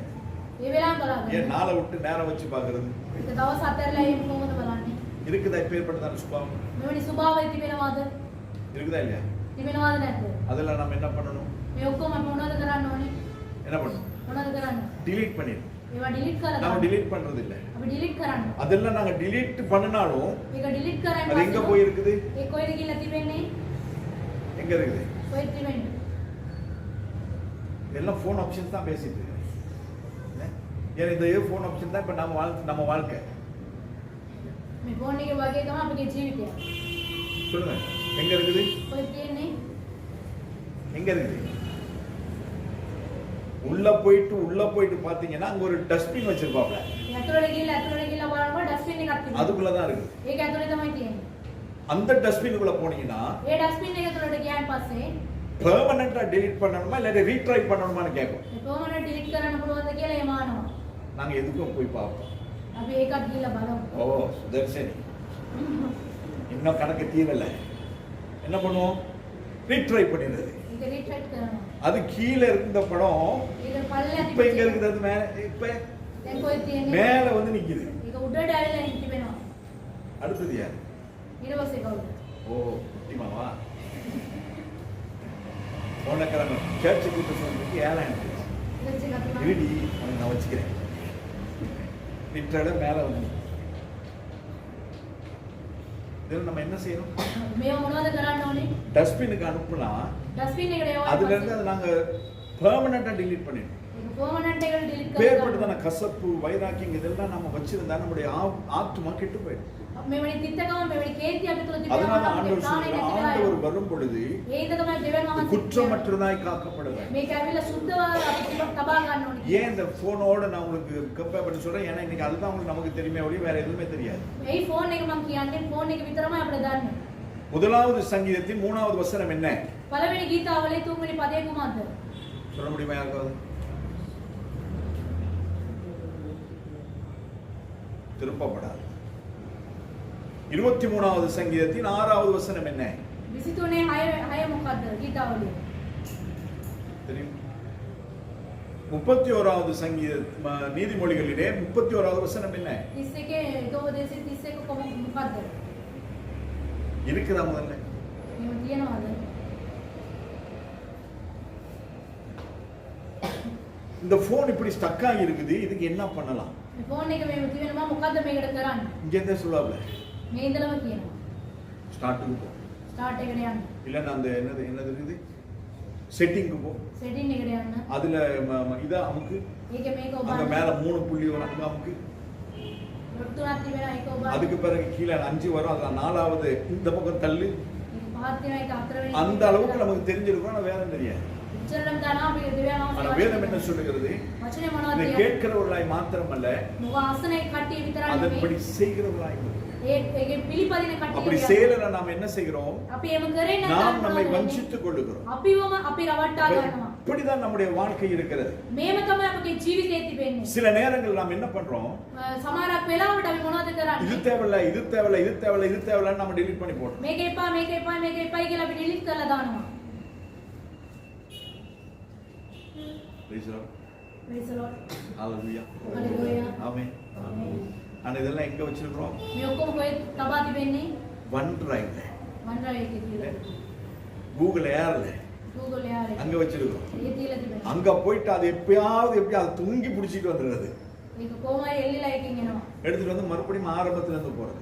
පාලේ ආයි පටන් අරගෙන යනවා. இது நான் உனக்கு பண்றேன். මම ඔයාලට இவ்வளவு நாள் அது மறந்துருந்துச்சு. ඉතර දවස් இப்பதான் ஞாபகம் வந்திருக்குது. නැත්තම් මතක් இனி වෙනවා. பார்த்துக்கிறேன். දැන් බලා ගන්න. அப்படின்னு நாம சொல்றோம். අපි එහෙම කියනවා. இப்பேற்பட்ட காரியங்கள் நம்முடைய வாழ்க்கையில் இருக்குமானால் මෙවැනි කාර්ය අපගේ ජීවිතයේ තිබෙනවා නම් ஆண்டவருடைய வருகையில இங்க போக முடியாது. දෙවියන් වහන්සේගේ ඊමේල් අපිට යන්න බෑ. ஆனால் ஞாயிறுகள் தோறும் ஆராதிக்க முடியும். අපි ඉරිදා දවස් ඔක්කොම අන්‍ය යාත්‍රා භාෂை කරන්න பேச පුළුවන්. முடியும். අන්‍ය භාෂාවෙන් කතා தான කරන්න தர்மங்கள் පුළුවන්. செய்ய முடியும். ධාන්‍ය කාර්ය தசம காணிக்கை கொடுக்க முடியும். දසෙන්කොළ සම්මාදමන් දෙන්න என்ன පුළුවන්. ஏமாற்ற முடியும்.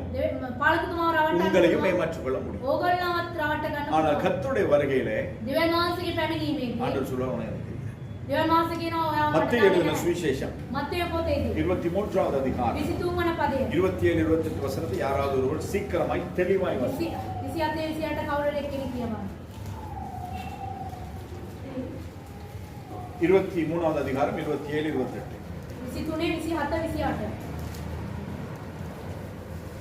மாயக்காரர் வேதபாரகரே ஆ.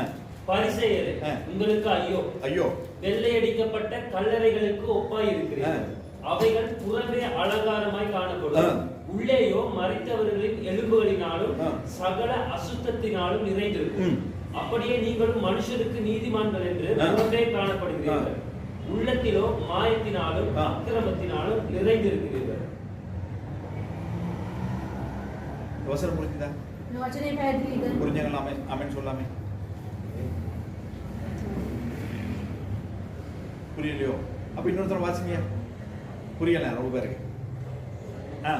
மாயக்காரராகிய வேதபாரகர் மாயப்பாரராகிய வேதப்பாரர்கள், அதாவது பரிசேயரே. வேதத்தை அறிந்தவர்களே, தெரிந்தவர்களே, வேதம் புரிந்தவர்களே, பரிசேயரே பரிசேயரே, என்னை உங்களுக்கு ஆராதித்து, அதாவது இந்த நீதியின்படி நடக்கிறேன் என்று சொல்லுகிறவர்களே, உங்களுக்கு ஐயோ உங்களுக்கு ஐயோ நாசமா போனேன்.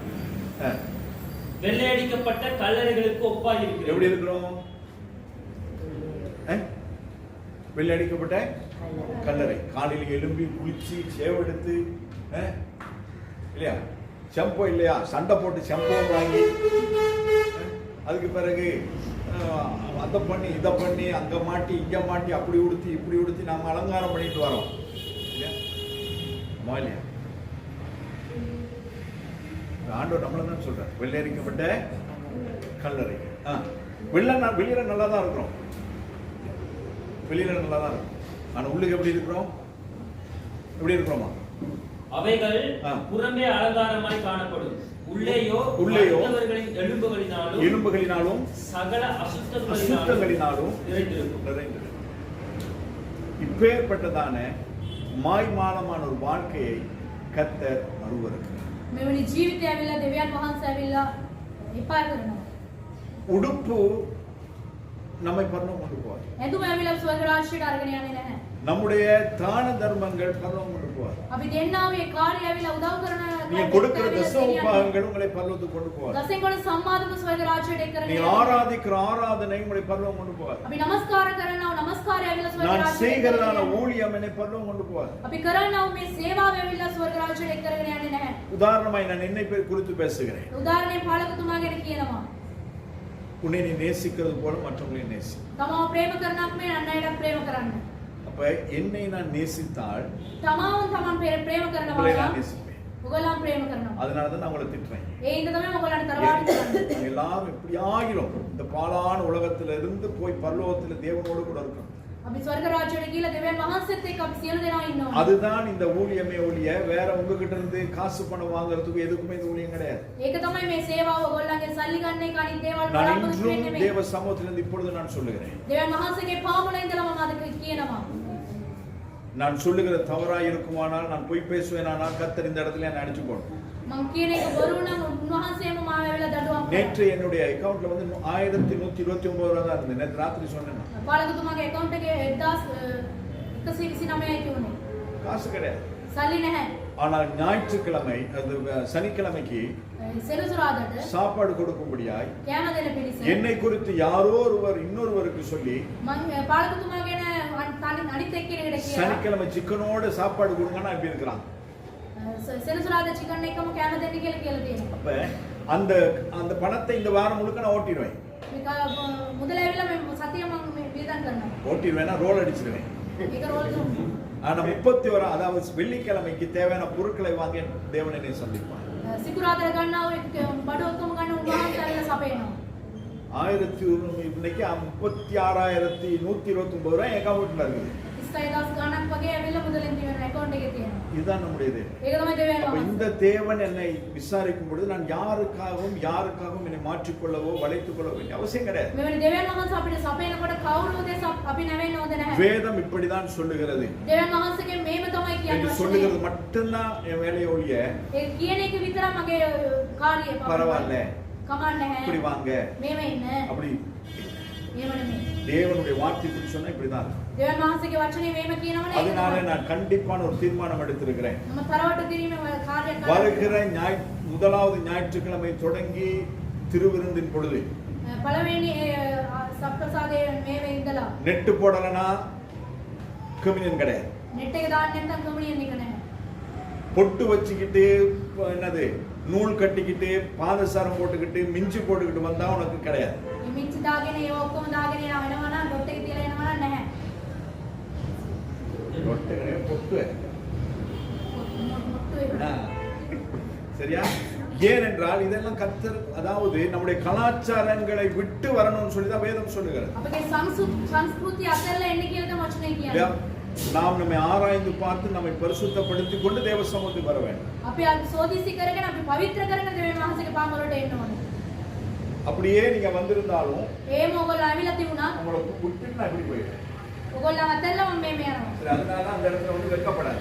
ඒ ස්ථානෙට ආවිලා ලැජ්ජාවට පත් ஏனென்று වෙන්න. சொன்னால் நீங்க போயிடலாம், பிரச்சனையே கிடையாது. ඔයගොල්ලෝ යන්න පුළුවන් කමක් නැහැ. ஆனால் தேவன் இங்க இருந்து போக கூடாது. දෙවියන් වහන්සේ මෙතනින් යන්නේ හොඳ නැහැ. இன்னைக்கு இருந்தவங்க எத்தனையோ பேர் இந்த சபையில கிடையாது. මේ හිටපු කට්ටිය ගොඩක් දෙනේ මේ ස්ථානේ තව වෙනතුරු නැහැ. ஆனால் அவங்க எல்லாத்தையும் ஆண்டவர் இதுவரை நம்மோடு கூட இருக்கிறார். ඒගොල්ලන් නැත්තම් දෙවියන් වහන්සේ අපිත් එක්ක ඉන්නවා. இது சபை நிறைய ஆள் இருந்து ஆண்டவர் இல்லைன்னா சபை என்னது? මේ සභාවේ පෙරේනක සෙනගේ ඉඳලා දෙවියන් වහන්සේ නැත්තම් කොහොමද? அப்ப ஊழியம் என்னது? සේවාව මොකටද? அப்ப கண்டிப்பா இந்த காரியங்கள் நடக்கும். මේ තරවටු කිරීමේ මේ කාර්ය සියලු நாங்கள் ஏதோ දේවල් மாய்மாலமான ஆராதனை நாங்கள் நடத்த முடியாது. මේ උඩට පෙන්වන මේ සේවාව මේ දී කාලේදී කරන්නේ தேவனால் அங்கீகரிக்கப்பட்ட ஊழியம் இந்த இடத்துல நடக்கும். දෙවියන් වහන්සේ කරන්න කිව්වා වූ සේවාව මේ ස්ථානයේ පැවැතෙනවා. அப்ப நான் ஊழியம் செஞ்சு நரகத்துக்கு போறதுக்கும் என் ஆத்துமா இழந்து போறதுக்கும் நான் ஆயத்தமா கிடையாது. සේවාව කරලා ඇවිල්ලා නිරේට යන්නත් මේ ප්‍රාණය නැති කරන්නත් මට කිසිම කාර්යයක් නැහැ. மோசே ஜனங்களின் நிமித்தமாக මෝසේ සෙනග උදෙසා கண்மலையை பார்த்து பேசுன்னு சொன்ன பொழுது கண்மலையை பார்த்து அடித்தான். ඒ පර්වතයේ දෙස කතා කරන්න කිව්වන් පස්සේ ඒකට ඇවිල්ලා යා තට්ටු ගැව්වා. அந்த கண்மலையை அடித்தது நிமித்தமா மோசே கானான் தேசத்துக்கு போகவில்லை. ඒ පර්වතයට ගාපු ඉඳ ඇවිල්ලා ඒ කානාන් දේශෙට යන්න බැහැ. கானான் என்கிறது பரலோகம். කානාන් කියන්නේ ස්වර්ග රාජ්‍යය. அப்ப விசுவாச மக்களின் நிமித்தமாகவோ මේ හැදේලිවන්තයන්ගේ කාර්ය උදෙසා என்னுடைய ஆவிக்குரிய பிள்ளைகளின் நிமித்தமாகவோ මේ ප්‍රේමවන්ත සහෝදරන් මේ දරුවන් නිසා ஊழியம் செஞ்சுட்டு நான் பரலோகத்தை இழக்கிறதுக்கு நான் ஆயத்தமா இல்லை. සේවාව කරලා ස්වර්ග රාජ්‍ය අතහැරලා යන්නට මට முதலாவது நான் பரலோகம் போகணும். පළවෙනිම මම ස්වර්ග රාජ්‍යයට நிற்கிறேன் என்று சொல்லுகிறவன் விழாதபடிக்கு வகை பார்த்துக் கொள்ள வேண்டும் என்று நானுடைய வேதம் சொல்லுகிறது. සිටකට සිටිනමයි කියන එක්කෙනා වැටෙන්නේ නැතුව ඉන්න ඕනි කියලා වචනින් කියලා තිබෙනවා. புரியுதா? තේරෙනවද? அப்ப கர்த்தருக்கு கொடுக்க வேண்டிய அந்த கனத்தை நாம் கொடுக்க வேண்டும். දෙවියන් වහන්සේට දිය යුතු කාර්ය ගෞරවය වහන්සේට දෙන්න ඕනේ. உங்க எல்லாரையும் நான் நேசிக்கிறேன். ඔයගොල්ලෝ සියලු දෙනාට මම ප්‍රේම ஒன்று போல කරනවා. நேசிக்கிறேன். එකා වගේම ප්‍රේම ஆனால் කරනවා. கர்த்தர் என்று வரும் பொழுது දෙවියන් වහන්සේ කියලා එන විට நோ காம்ப்ரமைஸ்.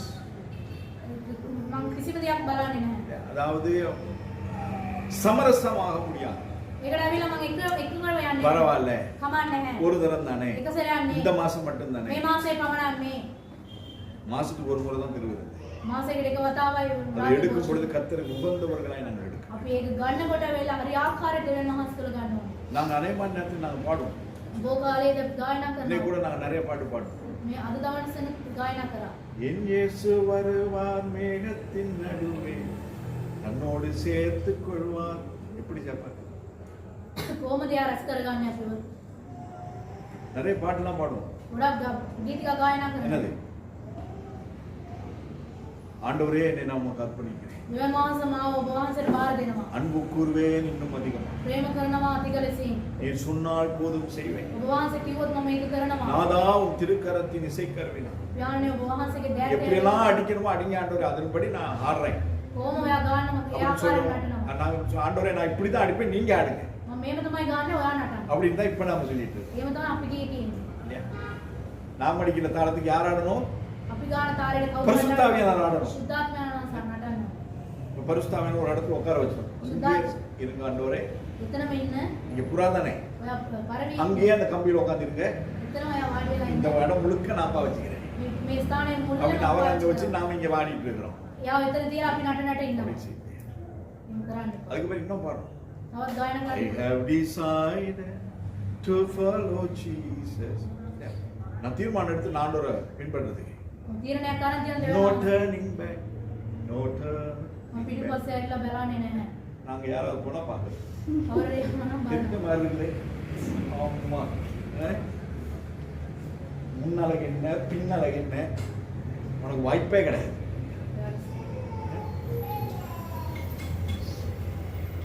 தீர்மானம் எடுத்தால் அந்த தீர்மானத்தில் நாம நிலைத்திருக்க வேண்டியவளை. තීරණයක් ගත්තා නම් Praise the Lord. அப்ப இன்னொரு அரை மணி நேரம் போலாம்.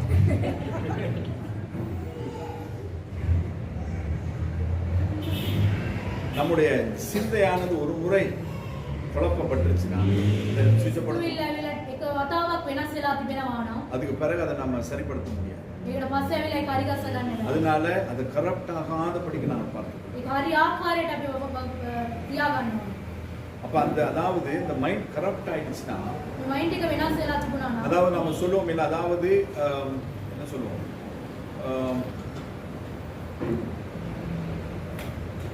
நெகட்டிவ் தாட்ஸ் நெகட்டிவ் வாவே நாங்க பேசிட்டு இருக்கோம். මේ නෙගටිව් පැත්තටම කතා කරගෙන තිබෙනවා. நேற்று ஒரு நான் கேள்விப்பட்டதான ஒரு காரியம் මම ආරංචි වුණා කාර්යයක් பிள்ளைகள் எல்லாம் விஷம் வச்சு கொள்ளணும்னு இருக்கான். දරුවන් ඇවිල්ලා වසතියලා මරන්න ඕනේ. ரட்சிக்கப்பட்டவரால் பேசுற பேச்சை ගැලවිලා ලොකු කට්ටිය කියන කතා කරන්න පුළුවන්. அப்ப நீங்க ரட்சிக்கப்பட்டீங்களான்றதே கேள்விக்குரியதான். ගැලවීම ලැබලාද කියලා ප්‍රශ්නාර්ථයක්. இன்னொரு இடத்துல இன்னொரு காரியம் என்ன තව කාර්යයක් இதுக்கு மேல பேசுனீங்கன்னா நான் எழுப்பி போயிடுவேன். ඉතින් කතා කරා මම ඇట్లా යනවා. ரட்சிக்கப்பட்டாரா ගැලවීම ලැබලාද? அவரு இன்னொரு பாஸ்டர் குறித்து சொல்றான். அவர் சொன்னா சொல்லாட்டி என்ன මම කතා කරලා කිව්වොත් මොකටද කිව්වේ නැත්නම් මොකටද? அதான் ரட்சிக்கப்பட்டவங்க. ගැලවීම ලැබු කට්ටියද? அதாவது நாங்கள் வெளியரங்கமாய் நாங்கள் ரட்சிக்கப்பட்டிருக்கிறோம். අපි එළියෙන් ඇවිල්ලා ගැලවීම ලැබලා තිබෙනවා. ஆத்துமா ரட்சிக்கப்படல. මේ ප්‍රාණය ඇවිල්ලා ගැලවීම ලැබලා නැහැ. வேதம் சொல்லுகிறது වචනේ කියනවා ஆவி ஆத்துமா சரீரம் ඔය ආත්මය ප්‍රාණය ஆண்டவர் ශරීරය வரும்பொழுது அது குற்றமற்றதாய் காணப்படுவேன். දෙවියන් වහන්සේ එන විට ඇවිල්ලා இந்த இடத்துல இந்த கர்த்தருடைய ஆவியானவர் நமக்கு பேசி நம்முடைய தவறுகளை சுட்டி காட்டும் பொழுது දෙවියන් වහන්සේ මේ ස්ථානයේ ඉඳලා උන්වහන්සේ ඇවිල්ලා අපගේ වැරදි ඔක්කොම කියලා දෙන அதை විට நாங்கள் மாற்றிக்கொள்ள வேண்டும். අපි ඒකෙන් වෙනස් වෙන්න ඕනේ. நீங்க டாக்டர் கிட்ட வருத்தம்ல போறீங்க. ડોક્ટર ගාවට ඇවිල්ලා වේදනාවයි කියලා යනවා. நீங்க போனோம்னா டாக்டர் சொல்லுவார். ડોક્ટર කියනවා කිය ගම. என்ன சொல்றாரு? මොනවද කියන්නේ? ரொம்ப பெரிய காரியம் ஒண்ணுமே இல்ல. ලොකු දේවල් කියන්නේ නැහැ. ஃப்ரிட்ஜை திறக்காதீங்க. ෆ්‍රිජ් එක අරින්න එපා. என்ன சொல்றாரு? මොනවද කියන්නේ? ஃப்ரிட்ஜை திறக்காதீங்க. ෆ්‍රිජ් එක අරින්න එපා. நாம என்ன செய்வோம்? අපි මොනවද කරන්නේ? வந்தோடனே ஃப்ரிட்ஜை தான் அதுக்குள்ள தான் விட்டு விட்டுருவோம். ආපු ගමන් ෆ්‍රිජ් එක ඇරලා ඒක ඇතුළට දාන ඔලුව இது දාන්න. வேற யாரும் இல்ல என் பிள்ளை. මොකද කියලා? டாக்டர் பெருசா எதுவும் சொல்ல மாட்டார். ડોક્ટર ஃப்ரிட்ஜை காரிண்டேப்பா ෆ්‍රිජ් එක என்ன இருக்குன்னு பார்த்தா මොනවද කියන්නේ කියලා බලන්න. நான் போயிட்டு வர்றதுக்குள்ள நான் தங்கமா கொண்டு வந்து உள்ள வைக்க போறாங்க. டாக்டர்கிட்ட போயிட்டு வர்றதுக்குள்ள என்ன கொண்டு வந்து வைக்க போறாங்க? அப்படியே கொண்டாந்தாலும் நான் தான் கொண்டாடணும். එහෙම දීලා අරනවා පාස්නවා කියන්නේ. இல்லாட்டி உன் மாதிரி யாராவது பரிசுத்த வண்டில ஏதாவது கொண்டு வந்து கொடுக்கணும். මේක කවුරුද කියලා දෙන්න. அப்ப பேர்பட்டதான காரியங்களை நாங்கள் செய்யாதபடிக்கு நாங்கள் பார்த்துக் கொள்ள வேண்டும். මෙවැනි කාර්ය අපි කරන්නේ නැතුව අපි බලා ගන්නවා. நாங்க என்ன பண்ணுகிறோம்? අපි මොනවද කරන්නේ? நம்முடைய சுய விருப்பங்களை நாங்கள் செய்ய ஆரம்பிக்கிறோம். අපගේ කැමැත්ත අපගේ ආකාරයට අපි කරන්න පටන් ගන්නවා. கர்த்தருடைய சித்தம் கர்த்தருடைய விருப்பம் எதுவுமே கிடையாது. දෙවියන් වහන්සේගේ කැමැත්ත දෙවියන් වහන්සේගේ ඒ සිතුවිලි කියලා කිසිම දෙයක් නැහැ. நாங்க முடிவு எடுத்துட்டு கர்த்தர்ட்ட போய் ஜெபம் பண்றோம். අපි තීරණයක් කරගෙන අපිම කියලා යාඥා நிறைய කරනවා. பேர் அப்படிதான் செய்றாங்க. ගොඩක් කට්ටිය එහෙම තමයි කරන්නේ. ஃபர்ஸ்ட் நான் பிசினஸ் செய்யலாம்னு இருக்கிறேன். ආස මම බිස්නස් එකක් කරන්න බලාපොරොත්තු වෙන්නේ. ஜெபம் பண்ணிக்கிறேன். යාඥා කරනවා. ஜெபம் பண்ணி சொல்லுங்க. යාඥා කරලා நீ කියනවා. பிசினஸ் பண்றேன்னு முடிவு பண்ணிட்ட. ඔයා බිස්නස් කරන්න ඕනේ කියලා තීරණයක් அதுக்கப்புறம் நான் ගත්තා. என்ன ஜெபம் பண்ணி சொல்ல මම வேண்டியது? මොනවද කරන්න තියෙන්නේ? அம்மா இல்ல. හොද නැතුව. ஃபர்ஸ்ட் நான் ஜெபம் பிசினஸ் பண்ணவா? ආස මම බිස්නස් එකක් කරන්නද? வேலைக்கு போவா? වැඩට යන්නද? ஊழியம் செய்யவா? සේවාව இல்ல කරන්නද? செத்து போவா? නැත්නම් මැරිලා යන්නද? ஆண்டோட கேட்டு சொல்லுங்க. දෙවියන් වහන්සේගේ ආල කියන්නේ. ஆண்டவரே දෙවියන් වහන්සේ என் பிள்ளை මගේ දරුවා பிசினஸ் பண்ணவா, බිස්නස් කරන්නද வேலைக்கு போகவா, වැඩට යන්නද ஊழியம் செய்யவா, සේවාව කරන්නද செத்து போவான்னு கேக்குது. මැරෙන්නද කියලා අහනවා என்ன சொல்றது? මොනවද කියන්නේ இப்ப ஆண்டவர் சொல்லுவாரு, දෙවියන් වහන්සේ කියයි நீ ஒண்ணுக்கு மேல ஐக்கியலப்பா, මම කිසිම දෙයක් செத்து போக சொல்லு. මැරෙන්න කියන්නේ சொன்னா செஞ்சிருவியலா? මම යාගේ යම කිව්වොත් කරයිද அப்ப ஏன் நீ தேவ சித்தம் கேக்குற? එහෙනම් ඒ දෙවියන් වහන්සේගේ யாரை ஏமாற்றுகிறோம்? කාවද රවට්ටන්නේ தேவனை ஏமாற்று. දෙවියන් වහන්සේව රවට්ටන්නේ அதனால இப்பேற்பட்டதான காரியங்கள் நம்முடைய வாழ்க்கையில் இருக்காதபடி பார்க்கணும். මෙවැනි කාර්ය ඇවිල්ලා අපගේ ජීවිතේ නැති වෙන තරම් மாய்மாடம் நம்மிடத்தில் இருக்கக்கூடாது. අපි ඇවිල්ලා එළියට அதனால தான் පෙන්නන மத்தேயு சுவிசேஷத்துல வாசிச்சோம், வேதப்பாரகரே பரிசேயரே உங்களுக்கு ஐயோ, පරිසරනේ ඔයගලන්ට ඇවිල්ලා දුක් වේවා. அவர்களுடைய நீதியை காட்டிலும் நம்முடைய நீதி அதிகமா இல்லை என்று சொன்னால் பரவாயில்லை கிடையாது. එයාගේ ධර්මශකමට වැඩි අපි තුල නැත්තම් අපේ ස්වර්ග රාජ්‍යයට ඇතුල් වෙන්න பரிசேயர் බෑ. அது ஆயக்காரர்களை குறித்து சொல்ல டைம் இல்ல, அதனால நான் இது டக்குன்னு முடிக்கிறேன். මේ පරිසරවල ගැන කියන්න බෑ, මම ඉක්මනට ඉවර කරනවා. நாங்கள் ரட்சிக்கப்பட்டு අපි ගැලවීම ලබලා பரலோகம் போக வேண்டுமானால் ස්වර්ග රාජ්‍යයට යන්න ඕනේ නම් இந்த 3 காரியங்களை நீங்கள் காத்துக்கொள்ள வேண்டும். කාර්ය තුනක් ඇවිල්ලා ඒක බලා ගන්න ඕනේ. எங்கள் சரீரம், අපගේ ශරීරය, உங்களுடைய ஆவி, අපගේ ආත්මය, எங்களுடைய ஆத்துமா. අපගේ ප්‍රාණය. மத்தேயு 6:12-14 சொல்லுகிறது. මත්තේයෝ 6:12 කියනවා. அதை எடுத்து சீக்கிரமாய் வாசி. மத்தேயு 6:12-14. මත්තේයෝ 6 වන පරිච්ඡේදයේ 12-13. எங்கள் கடனாளிகளுக்கு நாங்கள் மன்னிப்பது போல எங்கள் கடன்களை எங்களுக்கு மன்னியும். எங்களை சோதனைக்குட்பட பண்ணாமல் தீமையில் எங்களை ரட்சித்துக் கொள்ளும். ராஜ்யமும் வல்லமையும் மகிமையும் என்றென்றும் உம்முடையவைகளே. ஆமீன் என்பதே.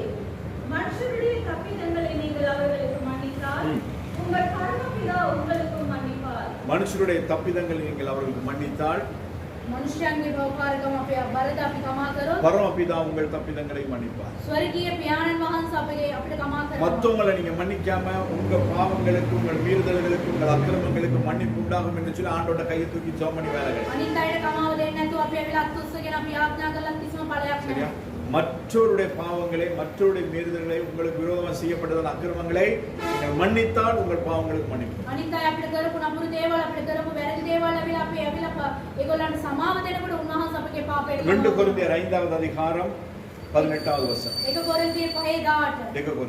2 கொரிந்தியர் 5:18. 2 කොරින්ති 5:18. இவையெல்லாம் தேவனாலே உண்டாயிருக்கிறது. அவர் இயேசு கிறிஸ்துவை கொண்டு நம்மை தம்முடைய ஒப்புரவாக்குதலின் ஊழியத்தை எங்களுக்கு கொடுத்தார். என்ன ஊழியம்? நம்முடைய ஊழியம் අපගේ සේවාව කුමක්ද? ஒப்புரவாக்குதல், reconciliation. සමගි කිරීමේ සේවය. நீங்க அது யாராவது ஒப்புரவாக்கிட்டு இருக்கோமா? අපි කවුරුනේ කරලා තිබෙනවද? யாராவது 2 பேர் குள்ள சபையிலே, சகோதரர்களுக்குள்ளே, சபைக்குள்ளே ஏதாவது 2 பேருக்குள்ள பிரச்சனைனா அவங்க நாங்க சேர்த்து வைக்கிறோமா? දෙන්නෙක් අතර ප්‍රශ්නයක් තියෙනවනේ ඒගොල්ලෝ සමගි කරනවද? என்ன பண்றோம்? අපි මොනවද කරන්නේ? நான் சிஸ்டர் நீ வரல, සිස්ටාවේ නැති. இதனால வரல. මේ ඉඳාවේ නැති. ஓ அப்போ உங்களை குறித்து தான் பாஸ்டர் பேசினாரோ? ඔයා ගැනද කතා කරලා තිබෙන්නේ? ஓ உங்களை குறித்து தான் சிஸ்டர் வித்யா சொன்னாங்களோ? ඔයා ගැනද සිස්ටර් විද්‍යා කියලා ஓ තියෙන්නේ? உங்களை குறித்து தான் சிஸ்டர் கோபி பேசினாங்களோ? ඔයා ගැනද සිස්ටර් බොබි කතා කරලා තිබෙන්නේ? அப்படி நாம என்ன பண்றது? අපි මොනවද කරන්නේ? ஒப்புரவாக்கிட்டு இருக்கிறோம். අපි ඒක සමගි කරනවා. இது ஒப்புரவாக்குது. මේකද සමගි කිරීම. ஏன் சிஸ்டர் வரல? ඒ සිස්ටාවේ නැති. இப்படி ஒரு பிரச்சனை. මේ ප්‍රශ්නයක්. இதுக்காக எல்லாம் நீங்க சபைக்கு வராம මේ උදෙසා සභාවට එන්න නැතුව ඉන්න உங்களுக்கு එපා. பிரச்சனையா ඔයාට ප්‍රශ්නයක්ද? சம்பந்தப்பட்டவங்களோட பேசு. එයත් එක්ක තිබෙන කාර්යයත් එක්ක කතා කරන්න. சொல்லி ஒப்புரவாக்குறது தான் நம்ம ஊழியமே ஒழிய එහෙම කියලා සමගි කරන එක තමයි අපේ සේවාව. பிதாவுக்கும் மனுக்குலத்துக்கும் இருந்ததான அந்த பிரிவினை தன்னுடைய ஜீவனை குறித்து ஆண்டவராய் இயேசு கிறிஸ்து ஒன்று சேர்த்து வைத்தார். යේසුස් වහන්සේ මේ පියාණන් වහන්සේලාත් පුත්‍රයාණන් වහන්සේලාත් තිබෙන එක ඇවිල්ලා එක්ස්ට්‍රැක්ට් කරා සමගි කරා. இன்னைக்கு நாம என்ன செஞ்சோம்? අපි මොනවද කරන්නේ? 2 பேரையும் பிரிச்சே வச்சிருது. දෙන්නම ඇවිල්ලා අයින් කළම දානවා. பிரிச்சு வச்சுட்டு என்ன பண்றது? මොනවද කරන්නේ? ஆலோசனை கொடுக்குறது. අපි ඇවිල්ලා ඒගොල්ලන්ට උපදෙස් දෙනවා. அப்ப சிஸ்டர் அன்னைக்கு ஒரு சர்ச் இருந்தா நம்ம அங்கேயாவது போங்க. ඉතින් ළඟ සභාවක් තිබෙන ඒකට හරි යන්න. என்ன பண்ணிட்டு இருக்கோம்? මොනවද කරන්නේ? நரவு அங்கதான் இருக்குது, அங்க போங்கன்னு அனுப்பி விடுறோம். නිරේ තමයි තිබෙන්නේ ඒ යන්න කියලා කියනවා. புரியுதா உங்களுக்கு? තේරෙනවද? நீ எந்த அளவினால் அளக்கிறாயோ ඔය කොයි ආකාරයකින් அந்த මනිනවද? அளவின்படி உனக்கு அளக்கப்படும். ඔයාටත් මේ මැන්නේම පණින්න நீ ලබනවා. இன்னைக்கு அவங்கள நரகத்துக்கு அனுப்பிட்டியா? ඔයගොල්ලෝ නිරේට இந்த ஒன்ன යවනවා. நரகத்துக்கு அனுப்புறதுக்கு ஒன்று வந்துட்டு இருக்குது. ඔයාව නිරේට යවන්න එක්කෙනෙක් එනවා. எனவே நாங்கள் ஒப்புரவாக்குதலின் ஊழியம் செய்யணும், ஒழிய பிரிச்சு வைக்கிற ஊழியம் செய்யணும். සමගි කිරීමේ சேவை තමයි අපි කරන්න ඕනේ. ඈඩ් කරලා අයින් කරන இது සේවාව. எல்லாம் நம்முடைய ஆவி ஆத்மா சரீரத்தை මේ ආත්මේ ප්‍රාණය මේ குற்றப்படுத்தி விடும். ශරීරය අපවිත්‍ර කරනවා. 1 தெசலோனிக்கர் 5வது அதிகாரம் 23வது வசனம். 1 தெசலோனிක 5:23. 1 தெசலோனிக்கர் 5:23. 1 தெசலோனிක 5:23. சமாதானத்தின் தேவன் தாமே உங்களை முற்றிலும் பரிசுத்தமாக்குவாராக. உங்கள் ஆவி ஆத்மா சரீரம் முழுவதும் நம்முடைய கர்த்தராகிய இயேசு கிறிஸ்து வரும்போது குற்றமற்றதாய் இருக்கும்படி காக்கப்படுவதாக. புரியுதா? තේරෙනවද? இதான் இன்னைக்கு வசனம். මේක තමයි අද දවසේදී වචනේ. என்ன அந்த வசனம் என்ன சொல்லுகிறது? මොනවද වචනේ කියන්නේ? சமாதானத்தின் தேவன் தாமே ஆ. உங்களை முற்றிலும் பரிசுத்தமாக்குவாராக. பரிசுத்தமாக்குவாராக. පවිත්‍ර කරන්න ඕනේ. அதாவது இந்த சுபாவங்கள், இந்த தன்மைகள், இந்த வாழ்க்கை முறைகள் எல்லாவற்றிலும் இருந்து ஆண்டவர் என்ன செய்ய வேண்டும்? பரிசுத்தமாக்குவார். මෙවැනි ආකාරයෙන් මේ ස්වභාවයෙන් ඇවිල්ලා මාත්‍ර දෙවියන් වෙන්න. පවිත්‍ර කරන්න ඕනේ. වෙනස් කරන්න ඕනේ. அதுக்கு பின்பதாக ඒකට පස්සේ உங்கள் ஆவி ஆத்மா சரீரம் முழுவதும் எங்கள் ஆவி ஆத்மா சரீரம் முழுவதும் நம்முடைய கர்த்தராகிய இயேசு கிறிஸ்து வரும் பொழுது குற்றமற்றதாய் குற்றமற்றதாக இருக்கும்படி காக்கப்பட வேண்டும். சாமான் கெட்டு போகாம இருக்கணும்னா நீங்க என்ன செய்யணும்? මරු නරක වෙලා යන්නේ නැතුව ඉතිබෙන්න ඕන මොනවද කරන්න ඕනේ?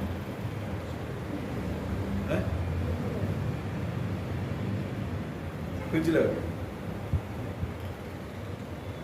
இப்போ நம்ம என்ன செய்யணும்? මොනවද කරන්න ඕනේ? ஃப்ரிட்ஜில் போய் அப்படியா? அதாவது நம்ம கெட்டு போகாதபடி நம்ம காத்துக்கணும். අපි ආරක්ෂා කරගන්න ඕනේ. අපි නරක වෙන්නේ නැතුව අපවිත්‍ර වෙන්නේ ஆ ஃப்ரிட்ஜில் தானே இருக்கும். අපි ෆ්‍රිජ් එකේ அப்படி ඉන්නේ. நம்ம எடுக்காமலே விட்டுட்டோம்னா අපි ගන්න නැතුව ගියා නම් கடைசி ஃப்ரீஸ் ஆகி போயிடும். අපි වෙලේ එහෙම නැති මේ ஃப்ரீஸ் ஆகி போயிட்டு என்ன பண்ணுவோம்? அது தூக்கி தண்ணியில போட வேண்டியது. ඒක ඇවිල්ලා වතුරට දාන්න. அப்ப தண்ணியில போட்டு நம்ம என்ன ஆகும்? වතුරට දැම්මම පස්සේ මොනවද சில நேரம் மறந்து போயிடும். අමතක වෙනවා සමහරක්. மறந்து போன பிறகு என்ன ஆகும்? අමතක වුණාට පස්සේ මොනවද? ஏற்கனவே ஃப்ரிட்ஜில் இருந்து ஃப்ரீசர்ல இருந்து ஃப்ரீஸ் ஆகி அது கெட்டு போயிருக்குது. ඒක ඇවිල්ලා ඇතුලේ ඉඳලා ගල් වෙලා ඒක දැම්ම නරක වෙලා. அதாவது தன்னுடைய சுயத்தை அந்த தன் இழந்து போயிருக்கிறது. තමන්ගේ ස්වරූපය තමන්ගේ කාර්යය ඇවිල්ලා නැති වෙලා அப்ப තිබෙනවා. அதை கொண்டு தண்ணியில போட்டு அதையும் நம்ம கவனிக்காம விட்டுட்டோம்னா என்ன ஆகுது? ඒක ඇවිල්ලා වතුරට දාලා ඒක අපි බලන්නේ නැතුව හිටියොත් මොනවද වෙන්නේ? வேஸ்ட் ஆயிடும். ඒක නැති වෙලා යනවා. அப்ப நாம எல்லா பக்கத்திலும் நாங்க சமனா இருக்க வேண்டும். අපි හැම පැත්තෙම ඇවිල්ලා අපි හරි ආකාරයට සමාන වෙ තිබෙන්න ඕන. தேவனோடும் சரியா இருக்க வேண்டும். දෙවියන් වහන්සේත් එක්කත් හරියට ඉන්න ඕනේ. மனுஷரோடும் சரியா இருக்க வேண்டும். මනුෂ්‍යයන්ත් එක්කත් හරියට ඉන්න ඕනේ. தேவனுக்கும் உண்மையா இருக்க வேண்டும். දෙවියන් වහන්සේට සත්‍යයට ඉන්න உலகத்துக்கும் ඕනේ. உண்மையா இருக்க வேண்டும். ලෝකයටත් අපි සැබවින් ඉන්න ඕනේ. பாஸ்டர் பேசும்பொழுது சொன்னார், භාෂා කතා කරන විට කිව්වා. எல்லாவற்றும் நாங்கள் வளர வேண்டும். අපි සෑම දේවලින් අපි වර්ධනය වෙන්න ඕනේ. குடும்ப வாழ்க்கையில வளர வேண்டும். පෞල් ජීවිතයේදී වර්ධනය වෙන්න ஆவிக்குரிய ඕනේ. வாழ்க்கையில வளர ආත්මික வேண்டும். ජීවිතයේදී වර්ධනය நம்முடைய වෙන්න ඕනේ. வாழ்க்கை தரத்திலே வளர வேண்டும். අපගේ ජීවිත මට්ටමේ අපි වර්ධනය நம்முடைய වෙන්න பரிசுத்தத்திலே ඕනේ. வளர வேண்டும். අපගේ සුද්ධකමේදී எல்லா වර්ධනය වෙන්න விதத்திலும் ඕනේ. நாங்கள் வளரணுமே ஒழிய நாம் அப்படி கீழே போகும். අපි හැම ආකාරයෙන් වර්ධනය වෙන්න ඕනේ. පහතට යන්නේ හොඳ නැහැ. அப்படி வளரும் பொழுதுதான் අපි එහෙම වර්ධනය වෙන්න ඕනේ. குமாரனுடைய சாயல் கொத்த சாயல் வரும் பொழுதுதான் පුත්‍රයාණන්ගේ ස්වරූපය අප තුළ නැවෙන විට තමයි நாங்கள் பரலோகத்துக்கு போவோம். අපිට ස්වර්ග රාජ්‍යයට යන්න පුළුවන්. புரியுதா? තේරෙනවද?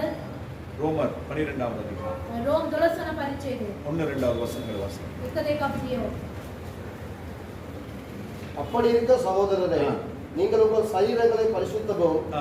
தேவனுக்கு பிரியமான ஜீவ பலியாக ஒப்பு கொடுக்க ஜீவ வேண்டும். பலியாய் நம்முடைய சரீரங்களை ஒப்பு கொடுக்க வேண்டும். ජීවනදායක පූජාවක් ඇටියට දෙවියන් වහන්සේට බාර දෙන්න. அதாவது ஒவ்வொரு ஞாயிற்றுக்கிழமையும் ஒவ்வொரு நாளிலும் நாங்கள் எங்களுடைய சரீரத்தை தேவனுடைய சமூகத்திலே ஜீவ பலியாய் ஒப்பு கொடுக்கணும். අපි සෑමදාම අපගේ ශරීරයේ ජීව පූජාවක් ඇටියට දෙවියන් වහන්සේට බාර දෙන්න ஆ. ඕනේ. தேவனுடைய இரக்கங்களை முன்னிட்டு ஆ. உங்களை வேண்டிக் கொள்கிறேன், ஆ. இதுவே நீங்கள் செய்யத்தக்க புத்தியுள்ள ஆராதனை. புத்தியுள்ள ஆராதனை. මේක තමයි හරි ආකාරයේ නමස්කාරය. இந்த சரீரத்துல எனக்கு இஷ்டமானதை நான் செய்ய முடியாது. මේ ශරීරය ඇටි මගේ යුතුයකමට මම සිසිලියම இந்த சரீரம் என் ஆண்டவராய் இயேசு கிறிஸ்து விலை கொடுத்து வாங்கினதான ஒரு பாண்டம். යේසුස් වහන්සේ ඇවිල්ලා මිලයක් දීලා ගත්තා වූ වාචනයක් அப்ப නේ. இந்த பாண்டம் அது உரியவருக்கு உரிய விதத்திலே தான் பயன்பட முடியும். මේ ගත්තු එක්කිනාට තමයි මේ වාචනය ඇවිල්ලා ප්‍රයෝජනවත් වෙන්න ඕනේ. அப்ப அதுக்கேற்ற விதத்திலே வாழ என்ன நான் ஒப்பு கொடுக்கிறேன். ඒකට හරි ආකාරයට මම ජීවත් වෙන්න මාවම බාර කරන්න ஆ. ඕනේ. இந்த நீங்கள் இந்த பிரபஞ்சத்துக்கு ஒத்த வேஷம் தெரியாமல் உலகத்துக்கு ஒத்த வேஷம் தெரியாமல் தேவனுடைய நன்மையும் பிரியமும் பரிபூரணமுமான சித்தம் இன்னதென்று பகுத்தறியத்தக்கதான உங்கள் மனம் புதிதாகிறதுனாலே மறுரூப பாருங்கள். பகுத்தறிவு, இது சரியா, இது தப்பா, இது செய்யலாமா, இது செய்யக்கூடாது. நம்முடைய இருதயமானது மறுரூபமாகும். அப்படிதான் வேதம் சொல்லுது. வெளிப்படுத்தின விஷயம் 3வது அதிகாரம் 8வது வசனம். பரிபூர்ணமாகும் பொழுது, நம்மை பரிசுத்தப்படுத்தும் பொழுது, தேவ சித்தத்துக்கு நம்மை ஒப்பு கொடுக்கும் பொழுது என்ன நடக்கிறது என்று சொல்லி நான் முடிக்கிறேன். உன் கிரியைகளை அறிந்திருக்கிறேன். உனக்கு கொஞ்சம் பலன் இருந்தும் நீ என் நாமத்தை ஆண்டவருடைய வேதத்தை மறுதலியாமல் என் வசனத்தை கைக்கொண்டபடியால் இதோ திறந்த வாசல் உனக்கு முன்பதாய் வைத்திருக்கிறேன். அதை ஒருவனும் பூட்ட மாட்டான். புரியுதா? இன்னைக்கு நமக்கு ஆசீர்வாதம் கிடையாது. வாழ்க்கையிலே தரித்திரம், எப்ப பார்த்தாலும் வியாதி வருது, எப்ப பார்த்தாலும் சமாதானம் இல்லை. காரணம் என்ன?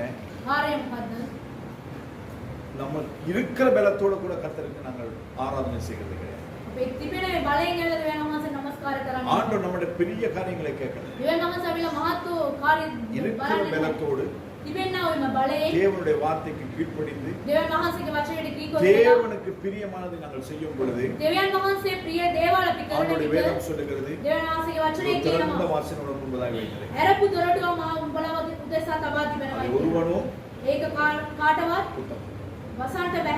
ஒருவனும் கூட்ட மாட்டான். ஆண்டவர் திறந்த வச்சது யாரும் கூட்ட முடியாது. அப்ப இந்த நாள் நீங்க ஆராய்ந்து பாருங்க.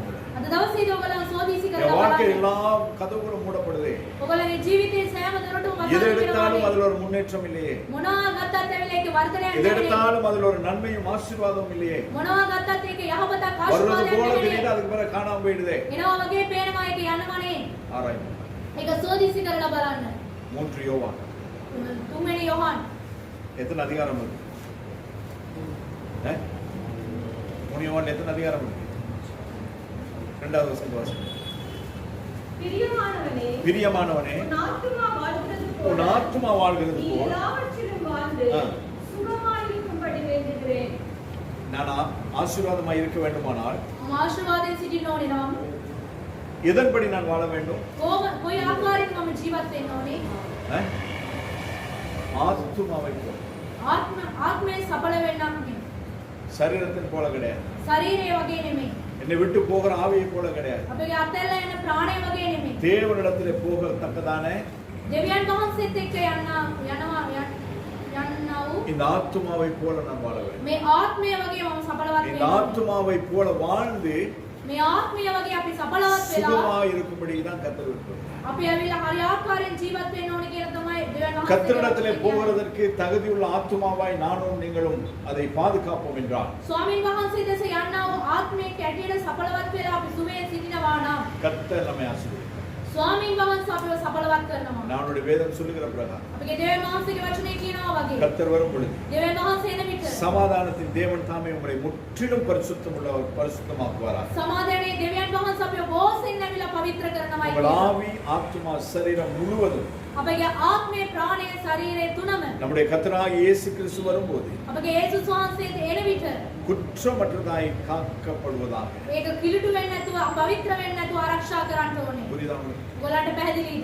ஆவி, ஆத்மா, சரீரம் மூன்றும் காக்கப்படுவது. கர்த்தருடைய வருகையிலே போக வேண்டுமானால் இது மூன்றும் சரியாயிருக்கும். மூன்றிலும் மிகவும் பிரதானமானது பிரியமானவனே, உன் ஆத்மா வாழ்கிறது போல நீ எல்லாவற்றிலும் பார்த்து சுகமாய் இருக்கும்.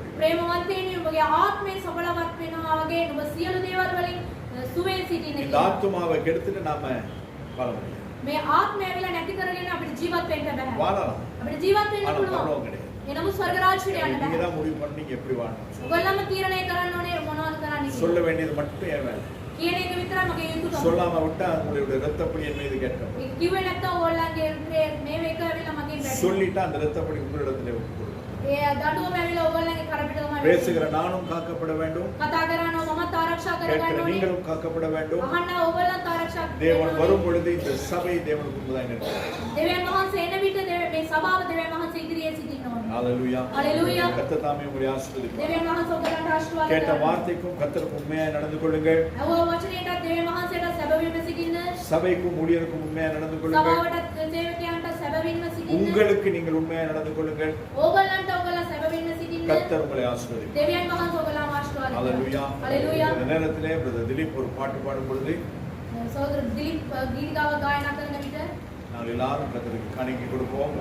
අපි සියලු දෙනා දෙවියන් වහන්සේට දසෙකුට සමාදම් වෙනවා. கர்த்தர் தாமே நம்மை ஆசீர்வதிப்பார்.